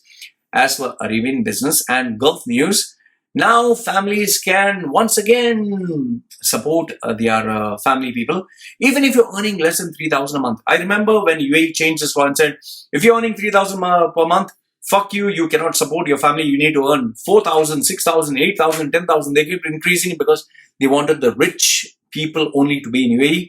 But now they've realized, oh shit, everyone's leaving UAE. Oh, we are desperate. Let's get even the poor people, let them stay here. So even if you're earning 3,000 or less than a month, you can bring your families, provided you have health insurance, provided you have appropriate housing, provided you register themselves with the National Population Database. So you can bring your family here only, you can spend the money here only, you can send them to school here only, you can be dependent on UAE. However, for people who already send their families back, they're not going to do it. For new families, they might experiment just to see how is it in UAE, but eventually they'll realize UAE is too fucking expensive and they'll send their families back. So I just see this as a short-term solution, but it's not going to work long-term. UAE ministry cuts its fee by 50%. So it seems that now 110 services, they've cut their services by 50%. And then you have another news that says 1,500 government services have been slashed by 50 to 94%. I keep wondering, you're slashing the prices by 94%. That means 94% was what you're charging in excess. And now you don't want that money anymore. So they are doing this. Why? Because they want more people to register their businesses, more people to open up their businesses, more people to pay money. So at least UAE economy will run. I just look at this as a very desperate attempt, very haphazard attempt. And it really shows how unprofessional they are. I mean, you're just making sudden changes. Okay, 50% off, 94% off. Okay, this free, that free. It shows UAE is desperate. Okay, this is according to me. Let me know if you think differently. Next one is UAE hands out another 20 golden visas to property investors. 12 nationalities who have acquired the assets of 5 million, who have invested 5 million and above, have been given property visas. So Indian, Pakistanis, Iraqis, Iranis, people from China, Commonwealth of Dominica, Libya, Jordan, Kazakhstan, St. Kitts and Nevis. So out of 7 million people, 7 million, I hope I got that right, the population of UAE, you have 20. Yay. So in other words, it's like the rich people have got a visa. We have given rich people visas. So I don't know why is that news. Why is that so great? If you're rich, you can get a visa. So why the fuck you put that? And then they want to make it look like it's great. So Indian gets a gold card. Indian. That is Siddiq Pallo Atil, director of Nesto Group. He's fucking rich. He's fucking rich. If you're giving a rich person something that he could afford easily, it's like saying, I've given him a car because he's rich. So you're like, you can fucking afford it. Why the fuck are you giving him for free? What's the big fucking deal? If you're doing it to people who cannot afford it, then it is fucking news. Not people who are, it's like me saying, oh, I'm rich, I got a free gift, a car. Yeah, he's rich. You got a free fucking car. He doesn't need it. So I don't know why the fuck they put it as news. Then miscellaneous news about UAE. This link is about Emirates Airlines has a severe turbulence that hit its flight and before its arrival time in UAE, and there was a video that was shared where the first class section was in complete disarray, champagne bottles on the floor, broken crockery, overturned trolleys, and the cabin crew had to clear up the mess. I just hope everyone is safe. I always wish them good stuff. Another miscellaneous news, Dubai airport, it seems electricity was cut, power outage, which I find very shocking. I mean, the technology is supposed to be the world's best, but Terminal 3 experienced 30 minutes of power disruption, but there was no impact on airport operations. Once again, I'm glad everyone is safe. It happened at 11 a.m. on July 15th, and a Filipino staff, he told the truth. He said people were sweating after air conditioning was turned off. Another miscellaneous news, but this one is a good one.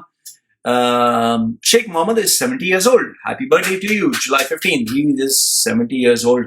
Great leader. I don't have anything bad to say about him. Was born in July 15th, 1949. Imagine he's 70 years old.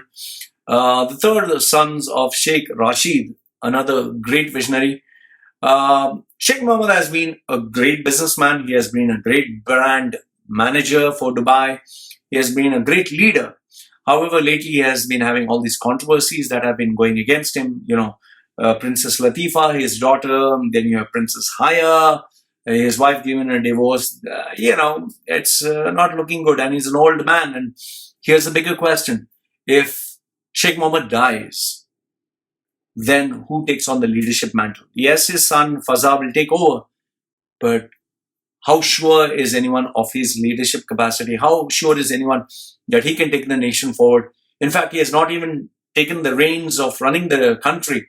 So if Sheikh Mohammed, something happens to him, then how sure is anyone whether he can do it or cannot do it? So it's a very big question.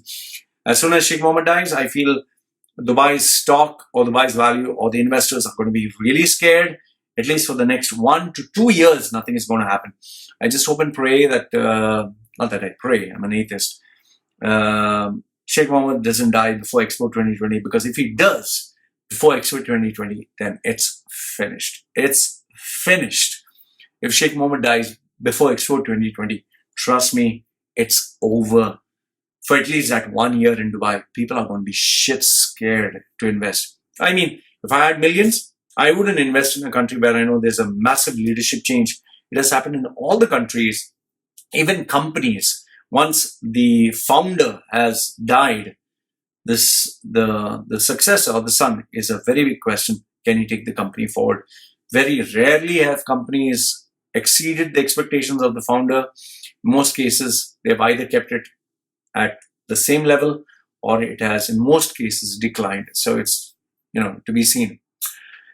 Next one is UAE job market news. Now, this might interest a lot of people about the job market because this is what you want to know about, because it'll affect and impact expatriates. The first one is CVC buys 30% in Dubai Gems.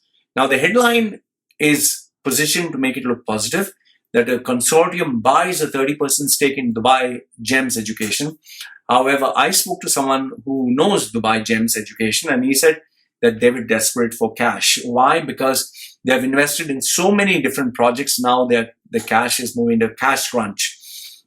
As per this report on College Times, it seems that the transaction sees the exit of a consortium led by Fajr Capital, including Tactical Opportunities Fund managed by Blackstone and Bahrain's Mumtalakat Holding Company.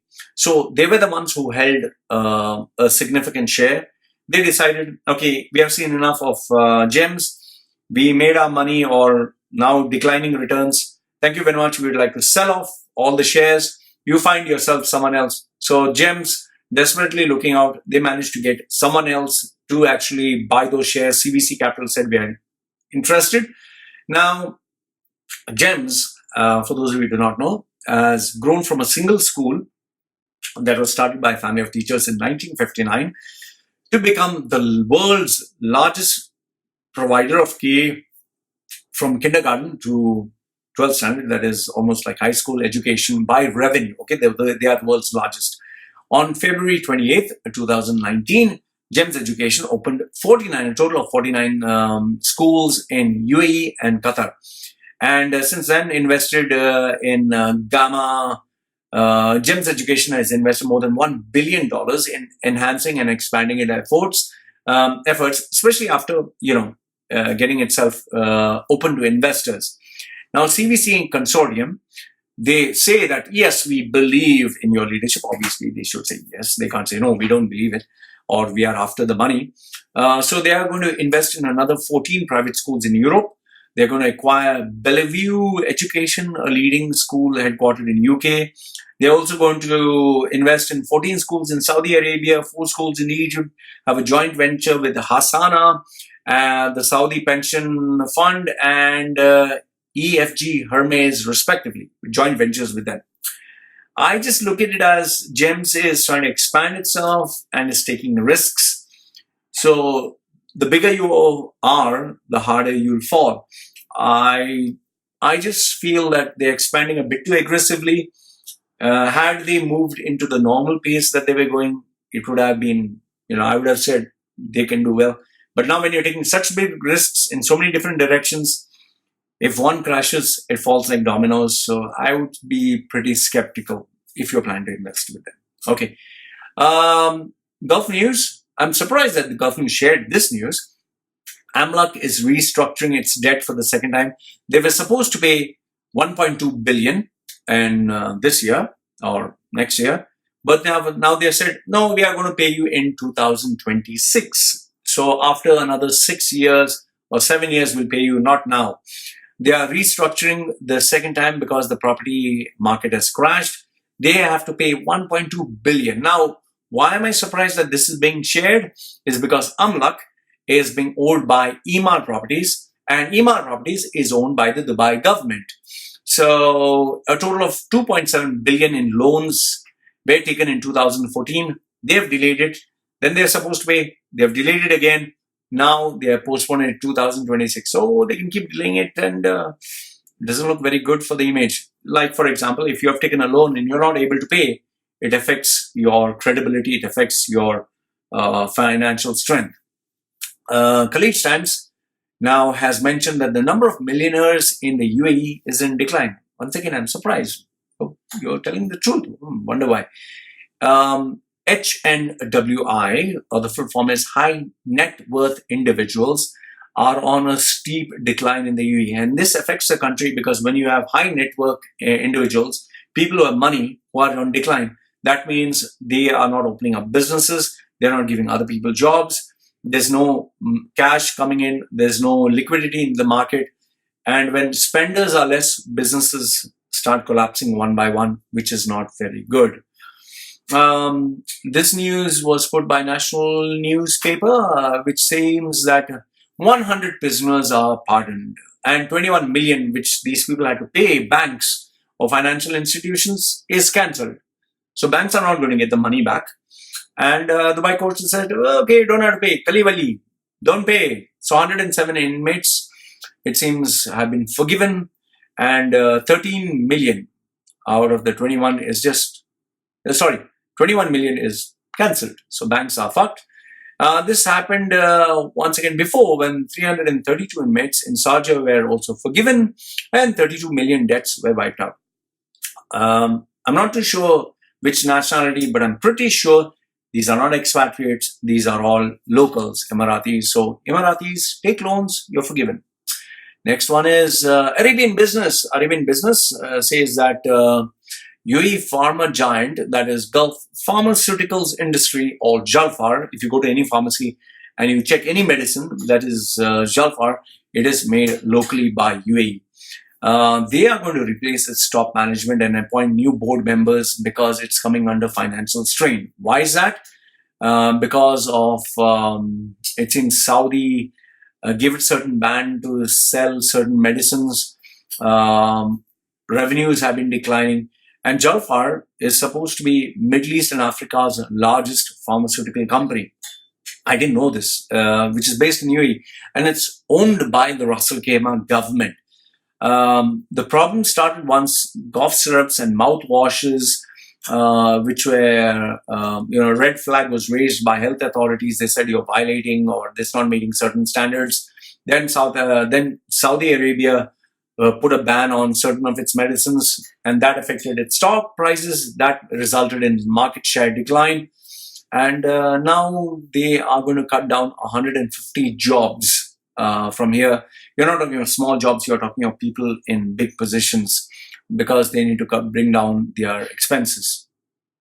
Little bit of good news. I don't know if you call this good news or bad news, but 700 workers who are not paid for 1 year to 2 years. Just imagine you're working for a company, you're not being paid for 2 years. You're living in a country, you're just spending money, but you're not earning anything for 2 years. So finally, they were paid their unpaid salaries. Indians, Pakistanis, Bangladeshi laborers. They were living on charity by church volunteers who were giving them food, medicine, and basics. But it seems most of the workers were helpless. Many of them said they were not able to see their children get married. They had to cancel their marriage plans, children's marriage plans. Many of them were unable to even see their parents when their parents died. The company's name is Atco General Contracting. It lost this labor case in the Dubai courts, and now it has to pay these people money. What I look at it as is, it's shocking. How the fuck can you keep quiet for 2 years? Just imagine, 1 month if you don't get your salary, how do you manage your expenses? 2 years. And these people could not apply for other jobs. They could not leave the country. They could not do anything. See, this is one of the major reasons why people don't want to go to the Gulf, or why it's risky to go to the Gulf, because you'll end up being stuck there. If the company doesn't pay you and they hold your documents, they hold your passport, you can't work for another company, you can't leave the country, you can't do anything until the court says, okay, yalla, now we have solved the case. Congratulations, you get your money. So if you're willing to take the risk, well, it's up to you. Livemint.com. This is not a UAE-based this is a website. It seems that Dubai unemployment stats have been rising, even though business in the construction or the transactions in the construction industry has increased. Employment has fallen for the third straight month. Why? Because firms or companies are scared to increase their overheads. You need to understand that salaries, if you increase salaries or increase the number of people, you're increasing your fixed expenses per month, guaranteed expenses, you're increasing it. So that is why they don't want to increase the number of people working. Instead, what they're doing is removing the number of people and giving one person to do two people's jobs.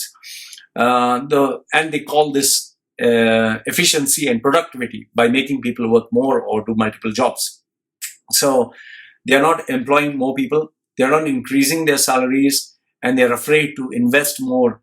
So the reason for this is because of businesses are closing down, selling prices are declining, and margins are being compressed.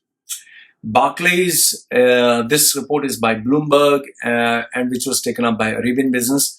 Barclays Bank is to cut 20% jobs in UAE, especially in the wealth management business. Why? Because nobody wants to invest, nobody has excess money to pay, and that's why you need to reduce the number of banking staff. Now, these banking staff, they were purely salespeople who used to take money from other people and invest and get their fat commissions. Now, no more fat commissions, no more fat jobs. Barclays cut 150 corporate and investment jobs in 2016. It's cutting another 20% once again because of challenging business market conditions. Nobody wants to invest money, and they don't trust banks anymore. Deutsche Bank, which is going to terminate 18,000 people globally, said it's too early to determine how many people they're going to terminate from the Middle East. But yes, it is confirmed that 18,000 people will lose their jobs because they need to pay off 8.3 billion. Okay, it's an 8.3 billion global restructuring plan. This is the amount of money that is being involved, and they have a loss of 560 million for another quarter. Another quarter is out of 4. That means every 3 months. Yeah, 3 months. So the second quarter, they have 560 million. So their losses are going to nearly hundreds of millions of dollars, with a net loss of 2.8 billion euros. That's big money. All right, now comes the UAE news for expats. Most of the news that have been mentioned, which I feel is useful for expatriates. Okay, this is from Gulf News. It seems that buyers now avoid mortgages, and they're signing up for monthly payments directly to developers. So how does this affect expatriates or businesses? Rental companies that prove to be middlemen, where they will search for those houses and give you the best package which you feel, and yes, take their commissions. Now people have become very smart. They're saying, no, thank you very much. We don't need to go through you. We will do our own homework. We will search online and we'll directly go to their owners. And owners also themselves have decided to put themselves right in front and say, there is no hidden charges. There is no middlemen. There is no commissions to be paid. You can pay us directly. So now this is going to affect a lot of jobs. This is going to change the rental industry. And people prefer to pay. Why they prefer to pay monthly is because that is less stressful for them than promising a big package or paying millions. However, the only problem here is when these individuals or these expatriates cannot pay because they lose their job, or they feel that, my time in UAE is up, they can just run away without actually being held accountable. So it's more like you're paying rent. However, the good news for you is this house will belong to you after a period of time. The bad news, however, is if you cannot pay, you can run away, you can abscond. However, I think it'll be good. I think it'll be good for both the parties, because the owner will be like, oh, now the house doesn't belong to you, so it belongs to me. Anyway, let's see. This is a far by speculation. What do you think? Do you think this is good or this is not good? But then again, I see competition as win-win, because now the customer is getting a better pricing. I want you to read this next article. This is about Narendra Gajrai, who lost his wife, unfortunately, and he had 1 million savings with him and his wife in a joint bank account, and this was actually blocked because she died. Now, it doesn't necessarily mean that he didn't get the money. He got the money in the end, but he had to wait for, I think, nearly 5 to 6 months, because it had to follow a legal process.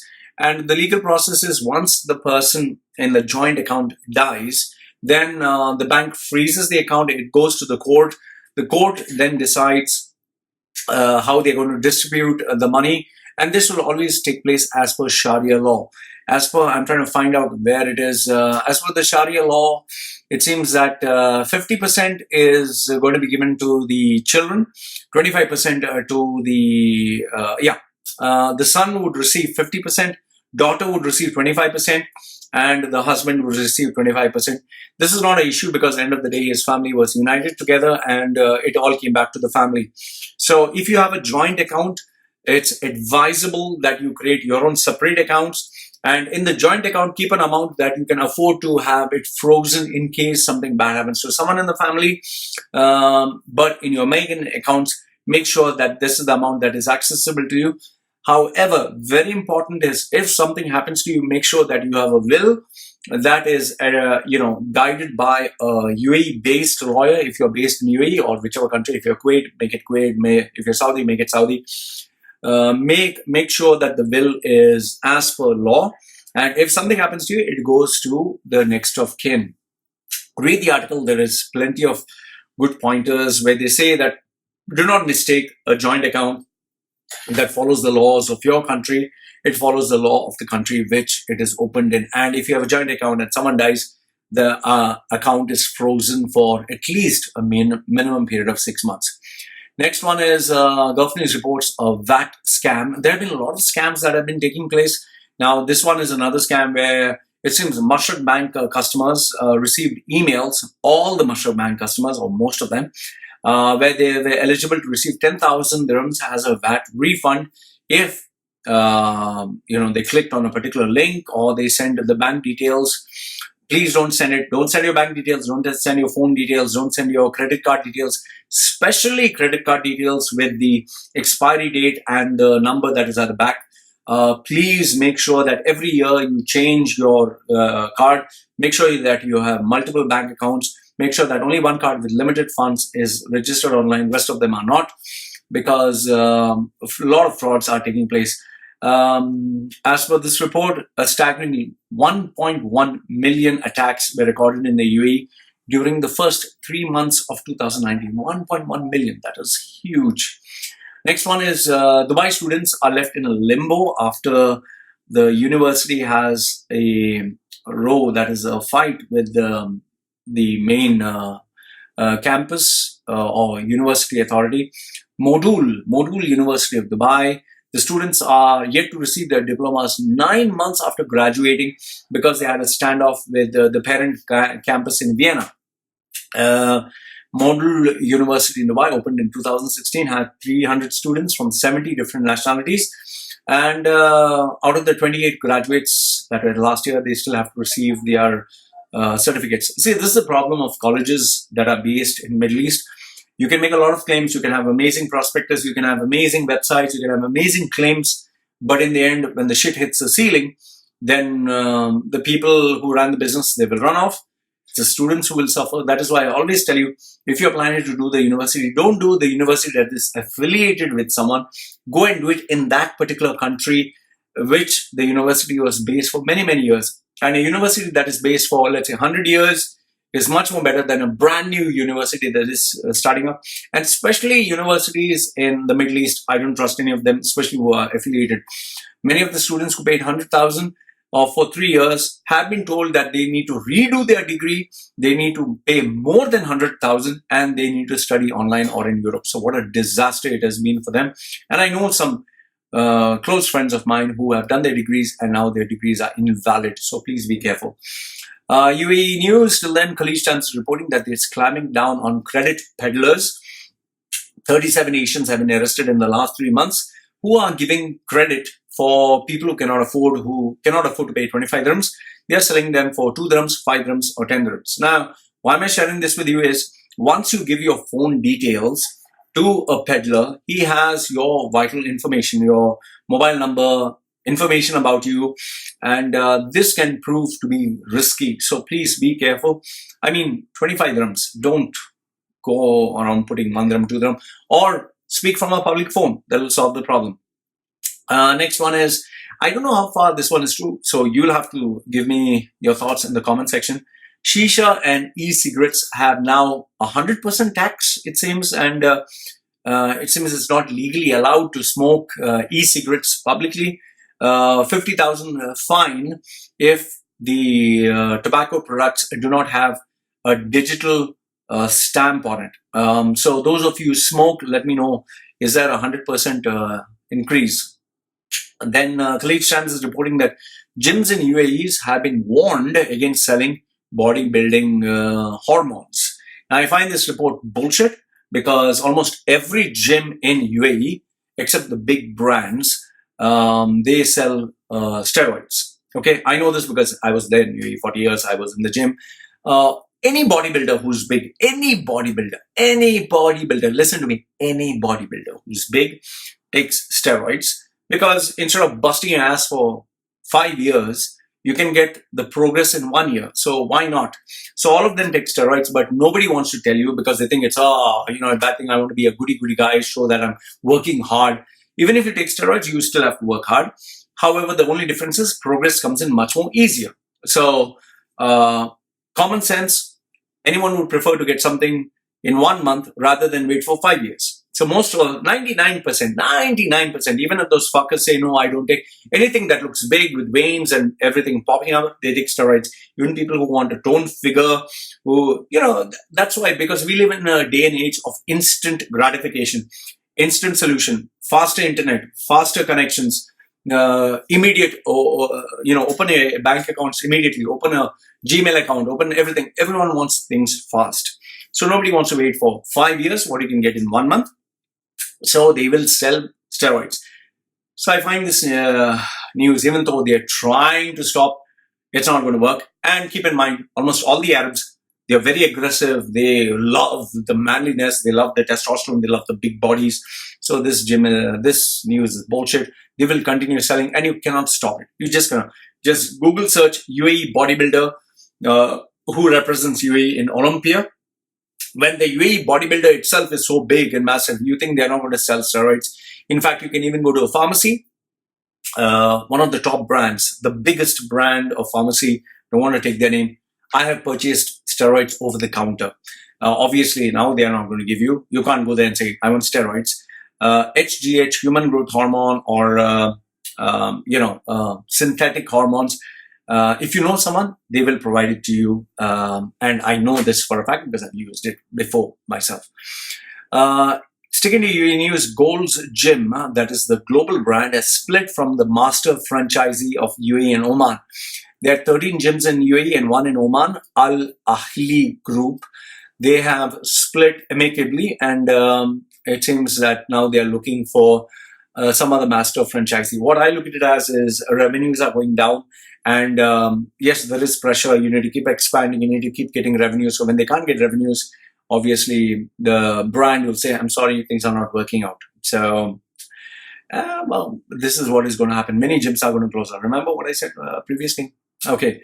Going down UAE memory lane, These are some of the funny gimmicks which I wanted to share with you. There were plans by Polish architect Krzysztof Tosok.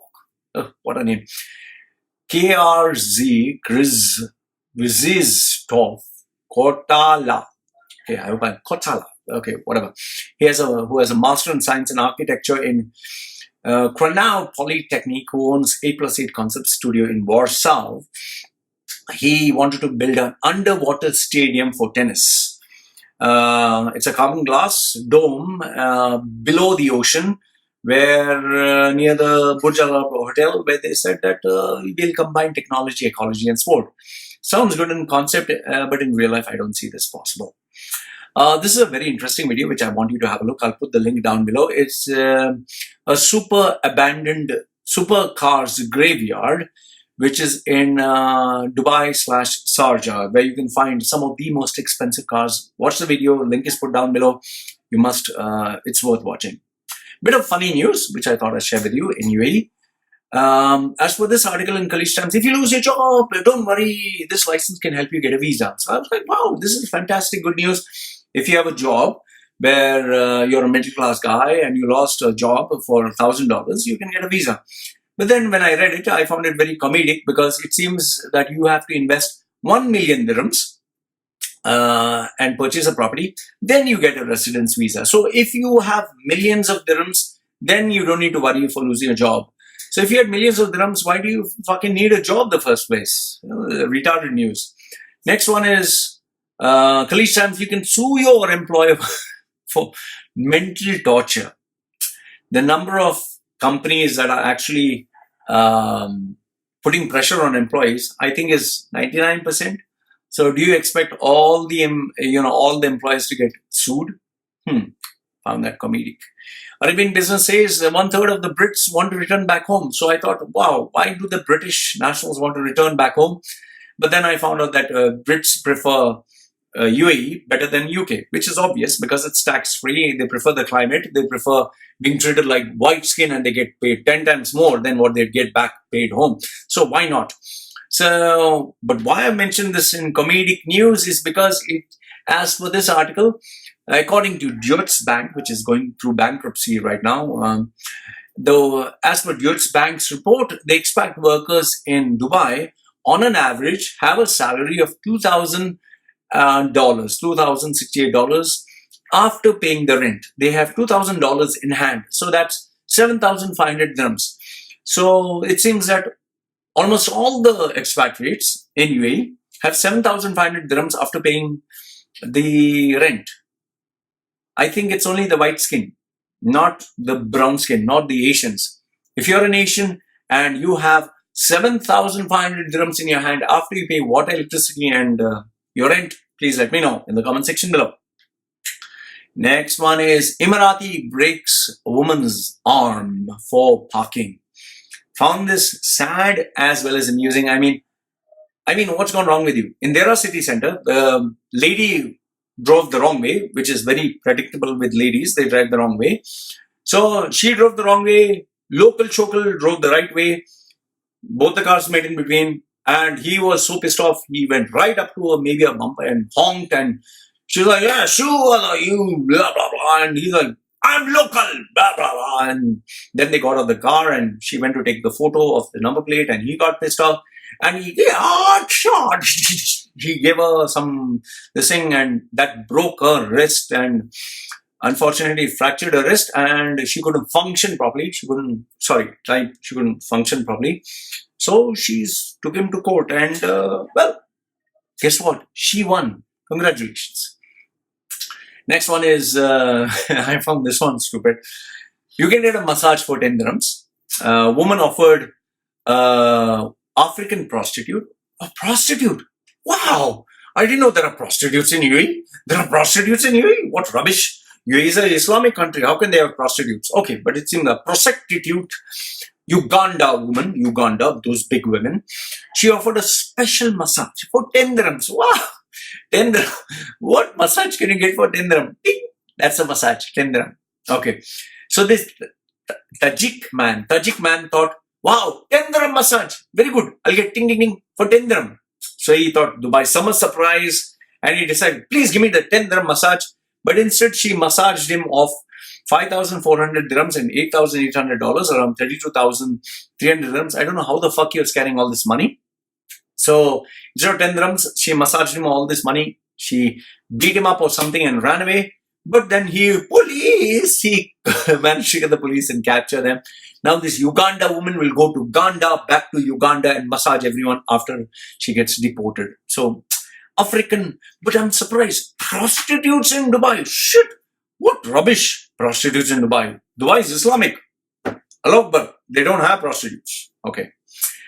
And if you thought this was retardation, we have a local Emirati businessman, visionary, Abdullah Al-Sahihi, who is the managing director for National Advisory Bureau. He is a visionary. He wants to drag a big iceberg, and transport it to the hottest country in the Middle East. And after he brings it here, they're going to get fresh water with ice. Simple common sense. See, I'm not a visionary. I'm an uneducated guy, school dropout. My simple Malbari brain, I'm half Mallu, simple Malbari brain says, if I take one ice cube and I take in the sun, it will melt. Ice cube in the sun, hot. Ice melt. That is my Kerala brain. But this local superior brain, educated brain, managing director for National Advisory Bureau, he's going to bring this titanic big iceberg, and he's going to have a patent belt around it. And it seems that after it brings, they will use this iceberg for drinking water, lessen the environment of desalinization, ensure desert rain, and tourism. Talia. This is called visionary. It's like Elon Musk. Instead of focusing on Earth, spending billions of dollars to preserve Earth, which supports life, they're spending billions of dollars to go to Mars and build a new life. So instead of sustaining what you have, you want to build where things are not happening. So look at the retardation. Earth has trees, Earth has environment, Earth has water. No, I'll not spend billions of dollars planting trees, preserving the water, taking care of human life. No, I'll build it on Mars, which is millions of miles away. I'll build it there. I'll spend the billions of dollars there instead of Earth. Same way, this guy's a genius. Instead of building a simple desalinization plant where they can have water, no, I'll drag an iceberg. And why I found this one retarded, he's going to spend $100 to $150 million to pull an iceberg. Talia. Mr. What is his name? Mr. Abdullah Al-Sahil. Please spend the money. Good. And when that iceberg comes there, let me know. Maybe I'll take some ice cubes and drink one Red Bull. What do you think? Do you think this is bullshit? Or do you think this is visionary stuff? Oh, next one. I found this very nice. Americans from Texas. This is UAE's #1 country due by default. It's Mike Ulansky and Adam Showalter, who are known as Down Home, have released a tongue-in-cheek track called Country Rich Dubai Poor on July 4th to celebrate the American Independence Day. A really good song. I would like you to hear it. Really nice song. I heard it. Really funny. Very cute video. Watch it. I highly recommend. Okay, now we move to the favorite part of the show, that is letters from readers. I got a couple of complaints from employees of Tumbe Group. We have been going on about Tumbe Group, about they bringing in celebrities, but they're not paying their employees on time. They contributing to charities, but not taking care of the employees. We have said it over and over again. I don't want to repeat it. So Tumbe Group, a lot of people are unhappy. If you want, put it down in the comment section below. People read it. Next one is a guy sent me Smiles, which is an Etisalat app. He sent me a screenshot. It seems that you have to give Etisalat explicit permission. And it says here, as per the screenshot, to continue enjoying Smiles app and discounts, please allow access to your device ID. So you allow Etisalat access to your entire device to have access to this app. Wow. So the person who presses allow, my condolence to you. DP World, an employee has shared with me, it seems DP World is moving towards automation and has removed quite a number of people from Dubai Ports World. Another friend of mine who works at the airport, he said that UAE is focusing on journalists. So if you are a controversial journalist, if you're a media person, or if you're even a YouTuber and you have controversial views against the UAE, you can get caught, banned from entering, or deported, or even jailed at the airport. So be careful. That is why I'm not planning to go to UAE. Oh, Sunrise Supermarket, a person who has friends in Sunrise, he said, Loy, I'd like to share some information. Sunrise Superstore, as per, he calls it Superstore, his email. Superstore has gone bankrupt. Total branches are 70 in Dubai. From January 2019, crisis has started. Yesterday, I talked to one of the employees, told me that Sunrise Supermarket not paying salaries for 4 months. All the employees have gone to court. Still no response. Main counter, there were 8 workers, 4 cashiers and 4 helpers. Now there is only 1. 50% of the stores is empty. Seems that it will close by the end of the year. I personally visited 2 branches and guesses both look deserted and they are finishing their stock. If you have a video, do share it with me. I'll share it with the readers and viewers. So is Sunrise Supermarket closing down? Well, viewers, let me know. A couple of questions that I got from Loy Machedo, which I thought I'd share with you, from a gentleman online. He's asked me, Loy, when did you start your business? And this is the link I sent for those of you who want to know how did I start my business. All the information on this video, which I put down here. Next one is, what was my initial investment? Because people think, oh, internet is for free, YouTube is for free, coaching is for free, talking is for free. What was my initial investment into YouTube? It was at least $100,000. But that was not done lump sum. It was done part by part. And it took me a period of at least 4 years for investing $100,000. And I invested it for my education, for my training, for specialization, for mentoring. And it's not equipment only, okay? It's all these factors that came into, and including even the content that I was sharing. Then did I feel at any point of time like quitting what I was doing? I didn't have a choice. I didn't have a choice because I didn't have a job. I was depending on paying someone for the visa. I had to succeed. I had to survive. So I was trying everything. I was doing shows. I was doing events. I was doing weddings. I was doing wedding functions where I was doing an MC. I was doing event organizing. I was doing freelance shows. I was doing being a promoter, announcer. I was writing speeches for people. Anything that would help me generate revenue. And I was trying everything to see what would work. Then what was my break-even moment? My break-even moment, it took me 5 years. 5 years for me to break even. Have I appointed any staff? I prefer not to keep fixed expenses. When you have a staff, you have a bill to pay every month. So instead of that, I use freelance services. Go to Fiverr, fiverr.com. Fiverr for freelancer, Upwork. All these are freelancers where you can employ per project or per month or per small little, like per hour, and pay them whatever. You don't need to bring them under your payroll. If yes, do you mentor and train people by yourself? No, I prefer not to have more competition. So I don't want to train anyone unless, of course, he pays me for my coaching for a year. More information on that, you can go to my website. So next question is, what is more important to me, the money or the journey? Money is exceptionally important. Don't follow the bullshit. People say, follow your passion, follow the journey, follow this, follow that. That's all bullshit. Money talks. When you have money, it's like fuel for the car. Then the car will drive towards your destination or your goal. What keeps me going? No money, no honey. That's what keeps me going. Then what is the biggest risk that you have taken while running a business? The biggest risk that I took while running a business was giving up my corporate life, not having a path to go back, tattooing my face and body, putting myself out there and advertising myself. That was all a risk because I couldn't go back. So this itself is a big risk. And like people say, age is just a number. No, you're fucking wrong. Age is not just a number. As you get older, you lose your charm. That is why as a female gets older, men stop getting interested in her. As a man gets older, he gets lesser opportunities to be employed. So there are a lot of limitations as you get older. When I was 20, I could just go to the gym and lift heavy 150 kilos on my back and shoulders and squat, nothing would pain. Today, when I get up in the morning, my knees pain, my back hurts. I can't, run like before. Like, you see a baby, it can run, it can fall down, it can get up. As an adult, you run, you fall down, you will bloody break your bones. That's why as you get older, your bones get brittle. So the biggest risk is time, is the choices that you make and your capacity to take less risk. And last question that this person asked me, if you had one advice to give, one-liner before starting my business, what would it be?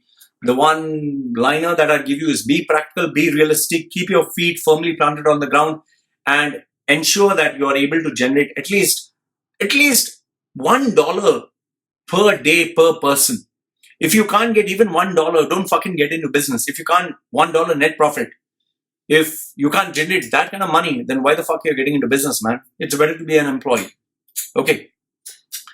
The next one is a letter by a gentleman who runs a small business. Now, he wrote to me a very genuine letter. He's in his 60s. So I thought, after reading it, I thought this is worthwhile sharing with you. So gentleman writes, Dear Loy, I'm a follower of yours since the past 3 years. I like all your posts and videos and your selection of subjects. I'm very happy to see someone like you exposing the bad things around us, exploitation of employees, especially from third world countries. That's what they call us. Human rights violators, frauds, etc.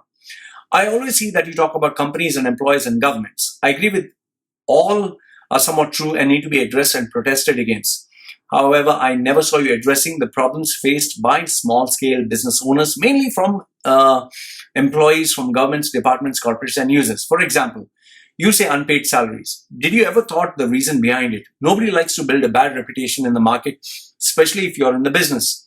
In the end of the month, employees need to receive their salaries. That is their right.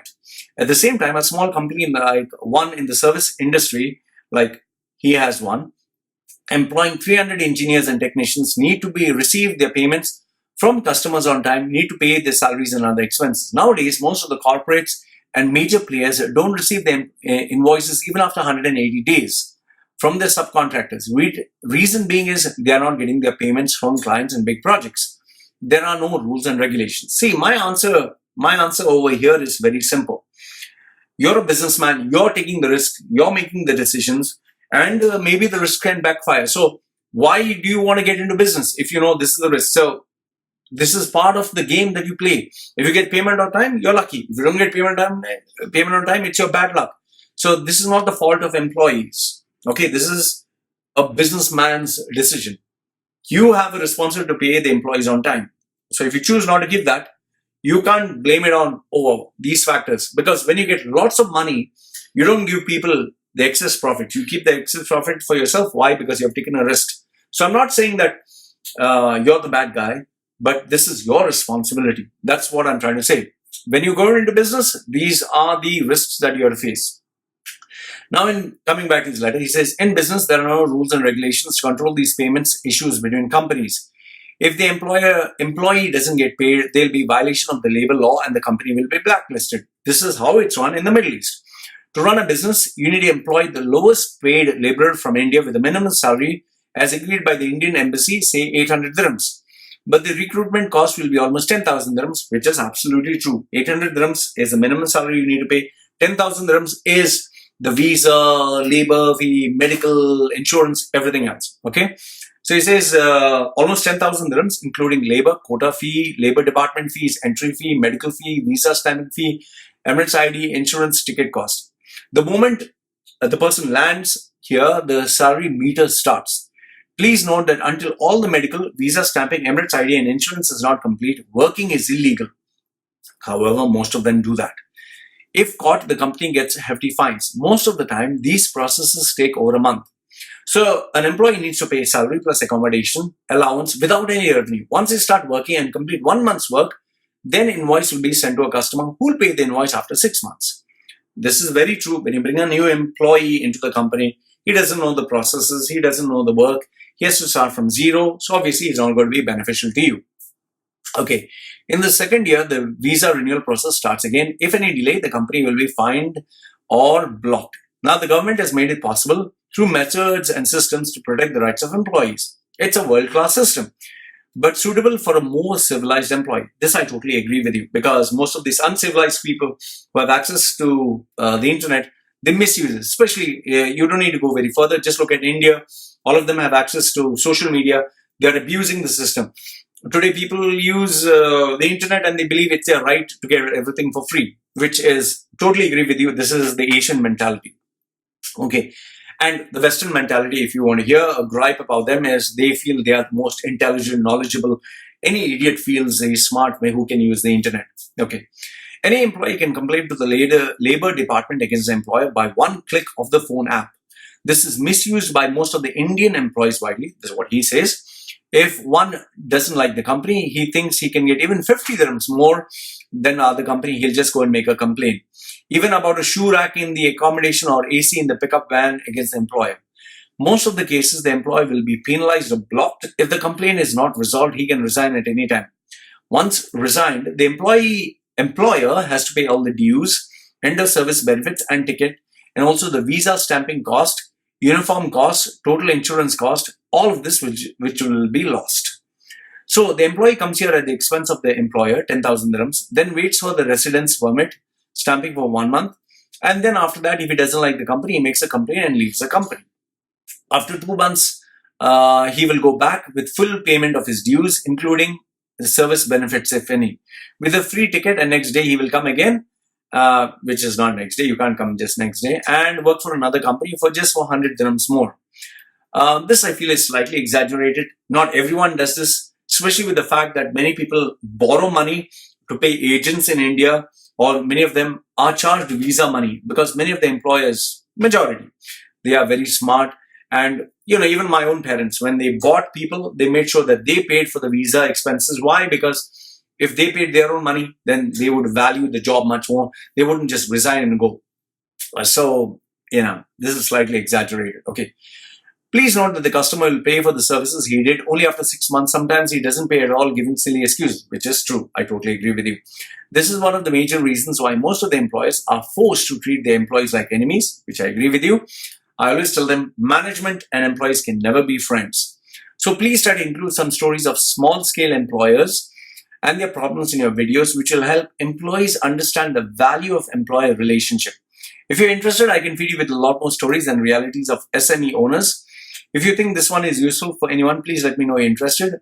Only then I'll reveal my identity. Thanks, keep up the good work. Cheers. So I wrote back to him and I told him I totally agree with you on certain points, and feel free, because whatever you share with me is kept confidential. It was only then he shared with me this story. Okay, this is the second email that he sent. This is what he says. Dear Mr. Loy, thanks for an immediate reply. Okay, here's my first story. Years before, there was a project in Saudi Arabia which is partly not completed. It's called the HHR project, the Haramian High Speed Railway. Sounds like Harami in Hindi, Urdu means bastard. So Harami High Speed Railway. Sorry about that. Okay. HHR project, scheduled for structural work, was awarded to a leading steel contractor, Al Rayami Contracting. I think they're going through bankruptcy right now. Al Rayami Contracting, let me know, in Dubai. They were the subcontractors for them with more than 2 million invoice, but they were not paid, as a lot of politics and bribery going on. We did not get paid because we were subcontracting for them for more than 2 years and not paid a single dirham. All were managed by non-competent Indian engineers and managers, especially Keralites. And this is what he writes. Looks like he doesn't like Keralites. Okay. By the way, my father is Keralite, so I'm not anti-Keralite. Okay. Father who I never met. Okay. Who will find ways to get bribes from subcontractor suppliers to get the project. In this civil industry or the construction industry, bribes are very, very common, especially with consultants. Okay. And finally, those responsible and failure for the project found a way to escape all the responsibilities by misusing the law, as explained in my last mail, which you sent me before. Like us, subcontractors don't get paid, and then we are not able to pay salaries. The employees go back to the labor department and complain against the company, and then our company gets blocked and fined. As usual, the company has to pay royal repatriation processes to all the employees of the company, spend hundreds of thousands of dirhams, and send them comfortably back and let them comfortably travel to the UAE and go back to their country and with a full settlement, including service benefits and tickets. Just give me your opinion, who's right or wrong. My opinion, if you're running a business, these are the risks that you have to take. And you can't help it because in the Middle East, it's easy to open a business, easy to make money, but easy to get cheated as well. And it's very common that payments are not made. This is a reality. So it's nothing but who's right or wrong. It's all about you taking a risk and you having to pay the price for it. Then he says, add to this 2 years of struggle, the founder of Rami Group, who personally arranged a meeting with us, he's a very good personality, down to earth. He requested us that if we can recover the dues by taking or selling off some of the assets in their own shop, they would do that. We said that we are not in the business, and he promised to pay us within 1 month as a gesture of goodwill. We gave them a good discount for the settlement. And then he says here is a big difference between the mentality of Indians and Emiratis, the old generation Emiratis, that is, old generation Emiratis. I know you agree on this. I always see you negative views about locals, not the old Emiratis. I'm talking of the new generation. There are very good people who are very kind and respect the feelings of others, but those type of people also get fooled very easily. And the selfish, so-called 100% literate Kerala garbage. So, Kerala Christian garbage. Sorry, I'm an atheist for the last 52 years. Now I'm 65. Well, I'm an atheist myself. I'm half Keralite. So, well, anyway, this is your opinion. Okay. Out of the 45 years in UAE, that's why I call myself limited edition. You may identify me as that. This is for now. Thanks for your patience. More will continue. Limited edition single Indian. So, this is what a gentleman who's running a small business in UAE wrote to me. Okay. Next one is 400,000 was not paid to an individual who was running a business. He sent me this message that he completed a project of 400,000 for Emar in the last 3 months. But in his case, he has sent me a couple of photographs of the project that he did. It seems that Emar is opening at the new Kidzania in Abu Dhabi. Sorry, Abu Dhabi Yas Mall. Lead contractor is Inc. Group. British contractor is Paragon Creative. I signed with Paragon Creative to fabricate and build the new site. My contract was 400,000. They paid me 60% now, 40% on finishing the job. I finished the job 2 months ago, 2 weeks ago. So he finished 2 months ago. And then 2 weeks ago, he was informed by the British company they cannot pay because they are moving into bankruptcy. And this is what he wrote. I almost had a heart attack. They owe me 180,000. I have a small company. I live day by day. The British company claimed that Emar only paid them 50% and that is why they're broke. The UAE lead contractor is denying and saying the British company got the full amount. So now there is a clash between the British company and Emar. Emar says we paid full. British company says, no, you did not. You paid us only 50%. And now because of their tussle, this guy is suffering.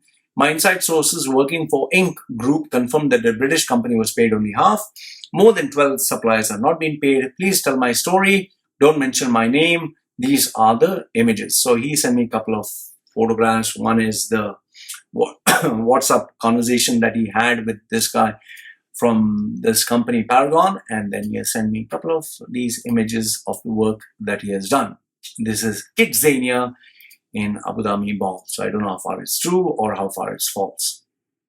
So coming to the next bits, these are images that were sent to me by people in UAE, which I'm going to share with you. The first one is, this guy is, he says, Loy, when you Google search Dubai, you get escorts. Escorts in Marina, escorts in Jumeirah, escorts in Media City, escorts in Silicon Oasis. So you don't have to believe me.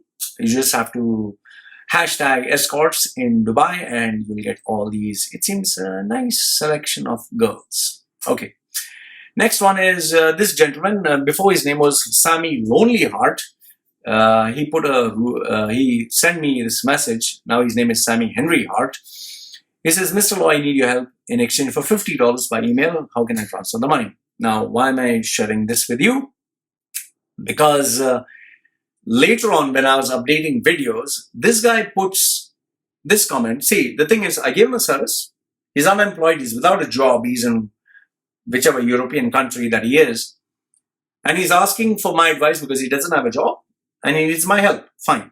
So I put up my videos, nothing got to do with him, put up my videos about UAE, about unemployment and all.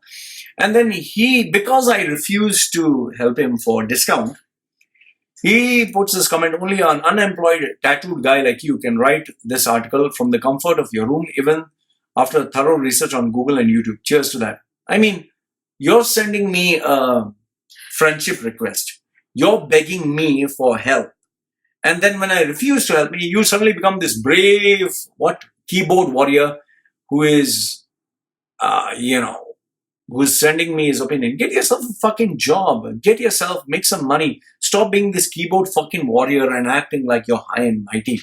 This is the problem with people who are unemployed. They think they are this big fucking hero. The next one is screenshot image of this. This guy received $500,000 US loan approval offer for his project. He has this idea concept, which is to build this big company online or whatever. And he was given this offer letter. And he asked me, Loy, do you think this is fake or real? I told him 100% is fake, because today, even if someone gives you $10, they would want to meet you face to face. They would want to know who you are. Nobody gives $500,000 just by chatting with you online. It's common fucking sense. So he sent me this email that he got this letter, which claims that he got $500,000 to invest. Now, obviously, the catch to this is you send me your details so I can send the money. If you send the details, they're going to hack into your system and you're going to lose everything. So don't fall for this. Don't fall for easy money. Next one is, which I wanted to share with you, is this actually is a screenshot from my friend's phone. He got cheated of, his phone got hacked and he lost all his money. So please be careful of the number of frauds that are increasing in UAE. Couple of funny stuff. This one was a screenshot of a guy who went for a holiday in Thailand. It seems fried dwarf sperm with oyster sauce. This is what he got. Another guy, he shared with me a screenshot. Are there places a couple of miles outside Pattaya where women are half price? So you see, the market is undergoing a tough time. An honest candidate who puts his working experience and he puts hobbies, listening to music, playing football, watching funny and sexual videos. And he has even put his signature there. He has even put his identity. I mean, I have to admire the guy for his honesty. Another guy, he sent me this. Shoplifters will be prostituted. No exceptions. Interesting. Okay. This one was a funny guy from Vietnam, Indian guy who watches my videos. He said, Thai banana from Vietnam. It's $1 and it's a product of Mexico. Okay, good one. This one was sent to me. The difference between iPhone and Huawei. Huawei, the girl looks like this.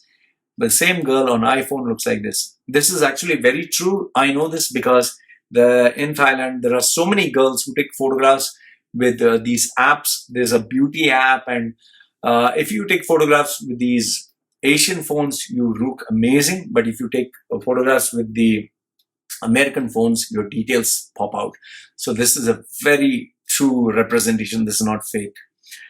Next one is, this is in Thailand. This actually, no smoking, no pets, no firearms, and no blowjobs. So this one was, this is not shocking. This actually is a reality. Many of the foreigners, they come and they like to have fun. I got this image from online. Overprotective boyfriend, and they just need to watch where his hand is, because these are these motorbike taxis that drive. I really wonder, why did he have to put the girl in the center? He could have put her at the back. Maybe he's afraid that the girl will fall, so he put her sandwiched in between. Well, he's protecting the breast. What about the lower parts?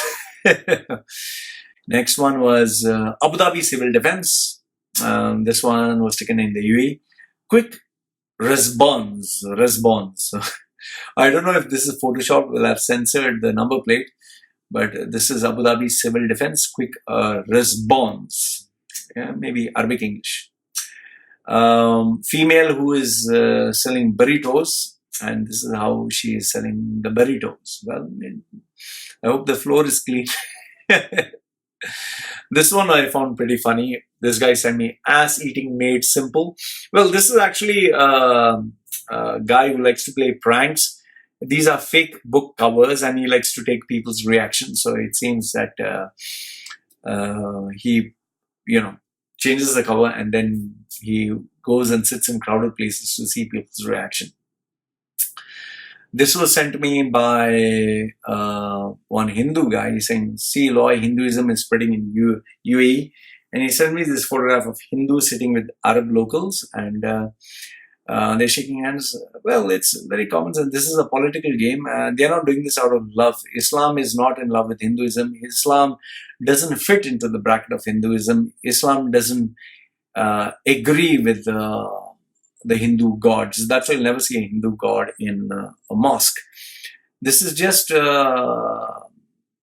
politics. This is just business. End of the day, UAE is doing this to have a better image. That's why they invited the Pope, and that's why they're doing everything. By the way, I shared this image of me and my baby playing games. This is what I do sometimes. The games that I'm playing is Dominations. So my baby was sitting with me, and I shared this online, and I got quite a number of views from my viewers. So many of them had different opinions to say. Well, I just thought I'd share with you. Another one is I shared this photograph of me with my wife and baby, and many people were like, Loy, what will your child say when it sees his tattoos, or what values will you teach your baby? Well, my baby is pretty happy. It loves to see my tattoos. It keeps wondering what is the design. And I don't know why people are so much, Loy, what will your baby say about tattoos? In fact, let me ask you, what will your baby say when you smoke, you drink? Why don't you worry about that? Why don't you worry about when your baby asks you, why are you earning such a piddly salary? Why can't you give me a better life? Why don't you spend more time in the house? You need to worry about that instead of worrying about me and my baby. I shared this photograph of me and my wife when my wife was pregnant with the baby. And people are like, why are you putting this image? Why you need to put a sexy image of your wife? Well, my wife looks like a Disney character. She looks very cute, and I love my wife however she looks. So many people feel I should put only sexy photographs. Then this photograph I shared about me before and after. Many people thought I looked much better before. Many people thought I looked much better after.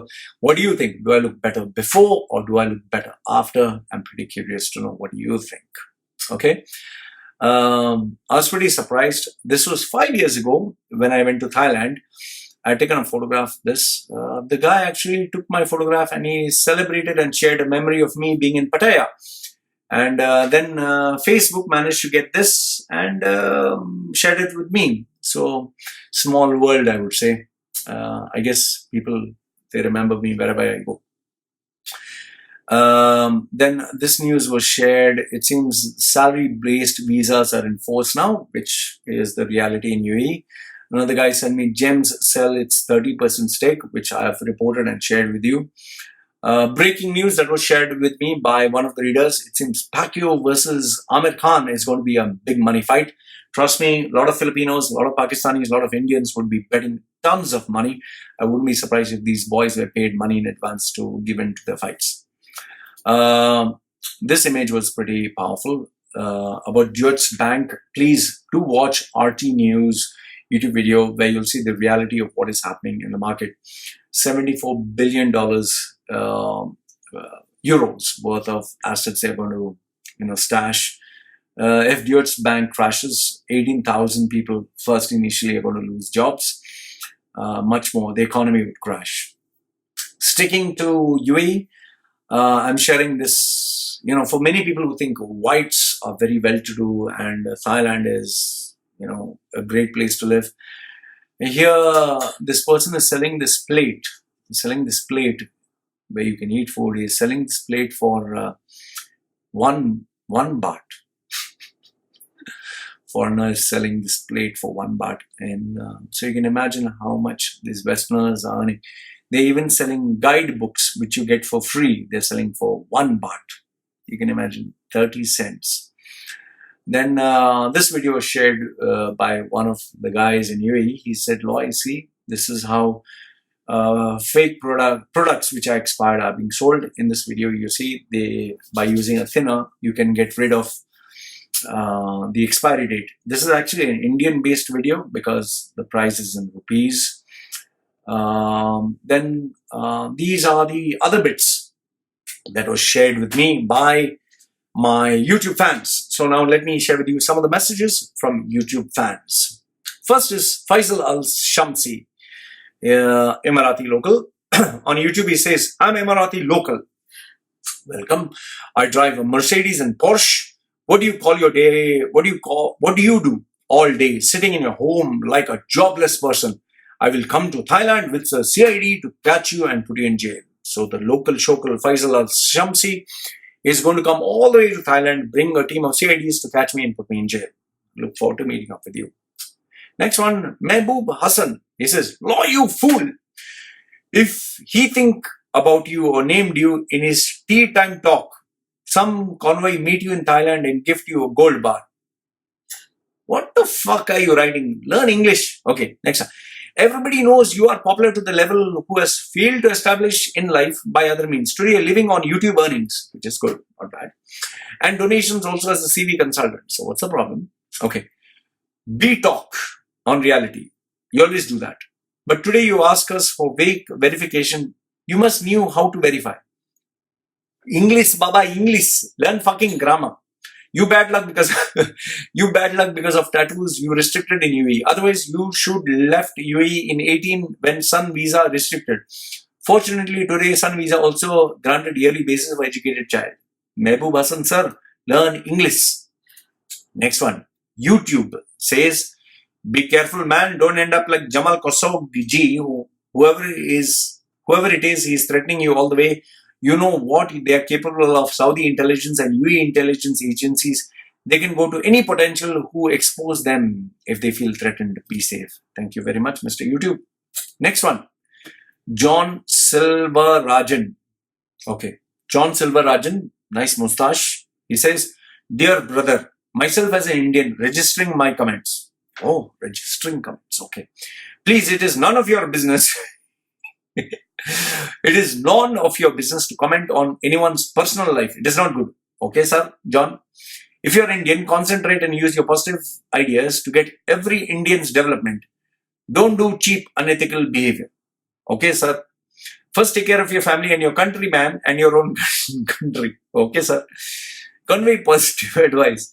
Show the example of how small, disciplined country UAE is developing by the great vision of His Highness Sheikh Mohammed bin Rashid Al Maktoum, Vice President, Prime Minister of Ruler of UAE.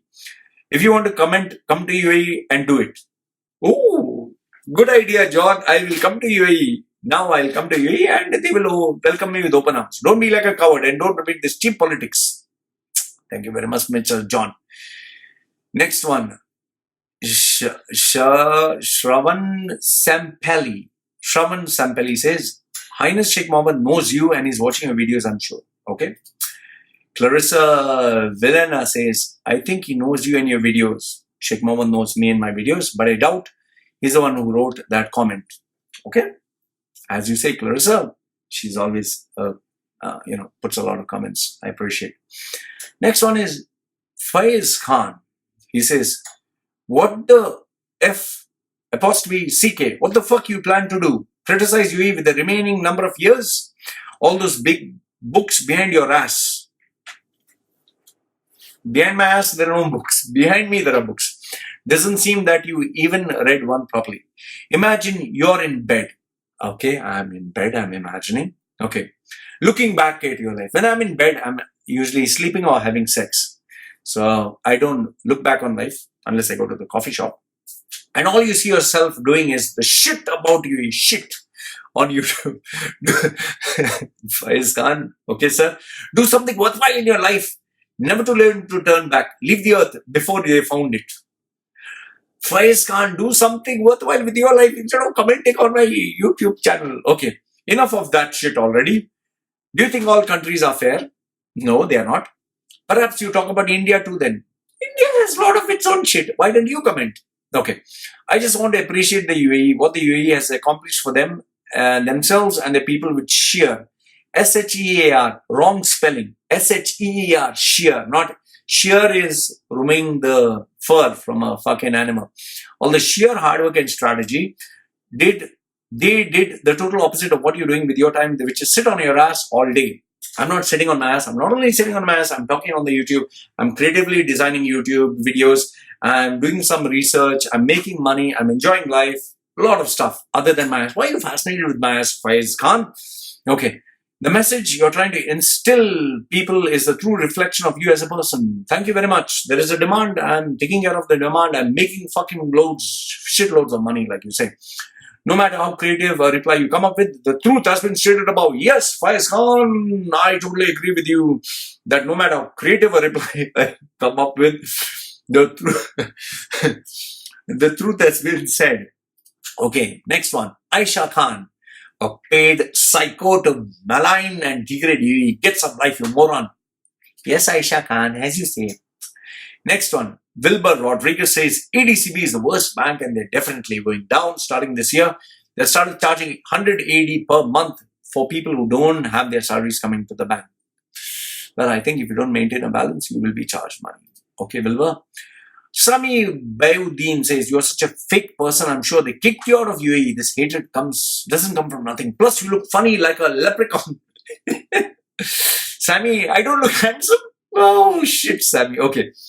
John Fernandez says, Loy, I've been trying to voice this with all those elated with this news. Are you aware that the Indian government does not allow Indian currencies abroad? They don't? I didn't know that. Okay, I know. S. Hussein says about the ruler's son, he died of a cocaine overdose. His older brother, 20 years, also died in similar circumstance. Their lives are sordid.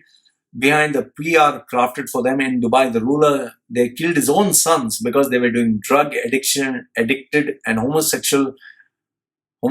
Rashid bin Mohammed Al Maktoum, don't take my word on it. This was on WikiLeaks cables by US diplomats. I have no idea if you say that they died by being killed. I don't think it's true. I don't think a father would kill his son. That's as far as I look at it. But then again, you seem to have read WikiLeaks. Share with me the link. I would love to read it. Okay. Mohammed Al-Sadiq says that, correction, it was she who went to court. He's talking about Princess Haya. Then Mustasim Al-Abulushi. I got that right. Okay. He says, Princess Haya is talking about Princess Haya. She's the one who opened a case against him and not the opposite. Second of all, she ran away with the help of a German diplomat. And of course, she can't be compared with Latifa because her father was a king and her brother is still a king. Princess Haya will definitely win this case as British royal family advisor of the lawyer. I just look at it as they would make compromise so that there's no more drama. Next one. Okay. Not supposed to say the name. He says, hi Loy, you shared info about a swingers club in Dubai. I've moved to Dubai, so I'm still exploring it. Do you have any more details? I'm sorry, I can't share with you the information of swingers club. Okay.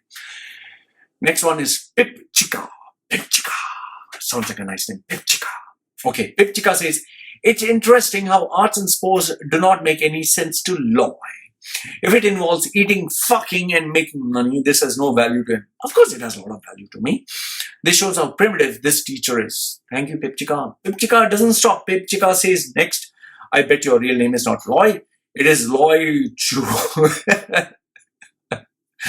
Yeah, I bet your name is not Loy. Real name is not Loy. It is Loy Chu Baka. Nice one. I like that, Pip Chica. Seriously, I like it. It's a good one. Okay. Next one, Pip Chica doesn't stop. Pip Chica says, Loy, pretend you're smart. You're only a dumb person who would decorate his face like that. In fact, you don't have a face. You have an ugly mug like a swine. I like your comments, man. Why would anyone listen to you? Stop worshipping shaitan and accept the true religion, which is Islam. Allahu Akbar. Yes. Okay, no problem. Okay, as you say. Next one, Pip Chica says, Loy, your shaitan, clean up your face and stop cursing. Allahu Akbar. Yes, as you say. Okay, my Muslim brothers always consider me shaitan. Not all, but most of them. Then Lovable Loser, nice profile name, says, nothing bad can happen to you. Nothing bad can happen is UAE. In UAE. Okay, fine, as you say. Next one, Jerry R says, fucking Indian with tattoos trying to be gangsta. Yeah, can't get any better. Yo. Okay, yes, Jerry R. Next one, 123 High says, this guy is so stupid, jealous of UAE. Okay, 1, 2, 3. Hi. Okay. Next is Saint Amalia. Saint Amalia. I hope I got that name. Saint Amalia. Okay, sound like a Muslim. Okay. I'm one of your viewers and disappointed if you don't like Arab or UAE or Dubai. Just said that I don't think it's only linked to the religion. Other videos you said Islam is not tolerant. You're so wrong. Every religion is tolerance and peace. I'm an Indonesian Muslim. My family is Muslim. My sister is Christian. I don't have any problem with that. Many Indonesian families mix religion siblings, so don't tell me Islam is not tolerant.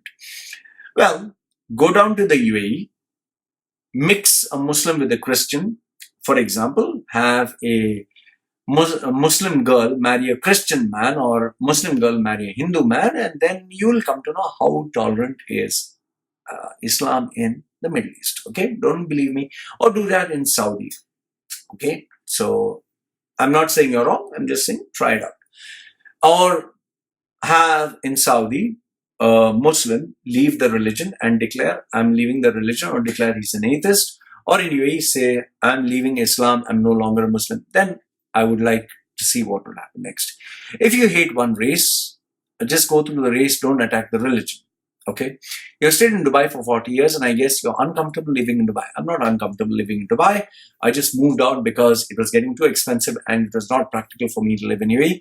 In 5 years would be enough. Why did you spend 40 years? Well, I was born there. So in 5 years, I'd be 0 to 5. I can't leave by myself. At the age of 10, I'm not earning. 15, I'm not earning. 20, I'm not earning. From 20, I started to earn. Well, at 20, you're immature. At 20, I wanted to be in Dubai till the age of 30. It was only at the age of 30 that I realized there's no future here. What do I do next? At the age of 30 to 35. And that was when I started to save money. And it takes time to save $1 million. So after I saved $1 million, only then I moved to Dubai. So I hope you got your answer. Why I stayed there for 40 years. So from the age of 0 to 20 is where I'm a young teenager. I don't know what I want to do in life. 20 to 30, enjoy life with girls, just have fun, no maturity. 30 to 35 is where I was actually thinking what to do next. And I didn't have anyone to guide me. Only at the age of 35, once I got kicked out from UAE, I realized, you can check my video, 2011, Loy Machedo suicide, is where I realized I had to do something. Came back to UAE because of a fake court case that was made by a UAE-based employer, Malayali guy. Came back to UAE because it was fake claims, and from 35 to 38, 3 years or 4 years, that's where I saved money, made $1 million, and that's why I left UAE. So I hope that answers your question. Next one, Pac Mangus, 1975. He says, fake news, Dubai is not collapsed at all. LOL, LOL, LOL. Okay, Dubai is not collapsed. You are right. Dubai is making shitloads of money, and you also make money. LOL, LOL, LOL. I hope you found that funny. Finally, last and not the least, the climax. CJ Simon, who's a friend of mine, who I've known for many years from childhood, he says, "Boy, you better not travel to UAE, and make sure when you travel, you don't have a connection or layover in UAE."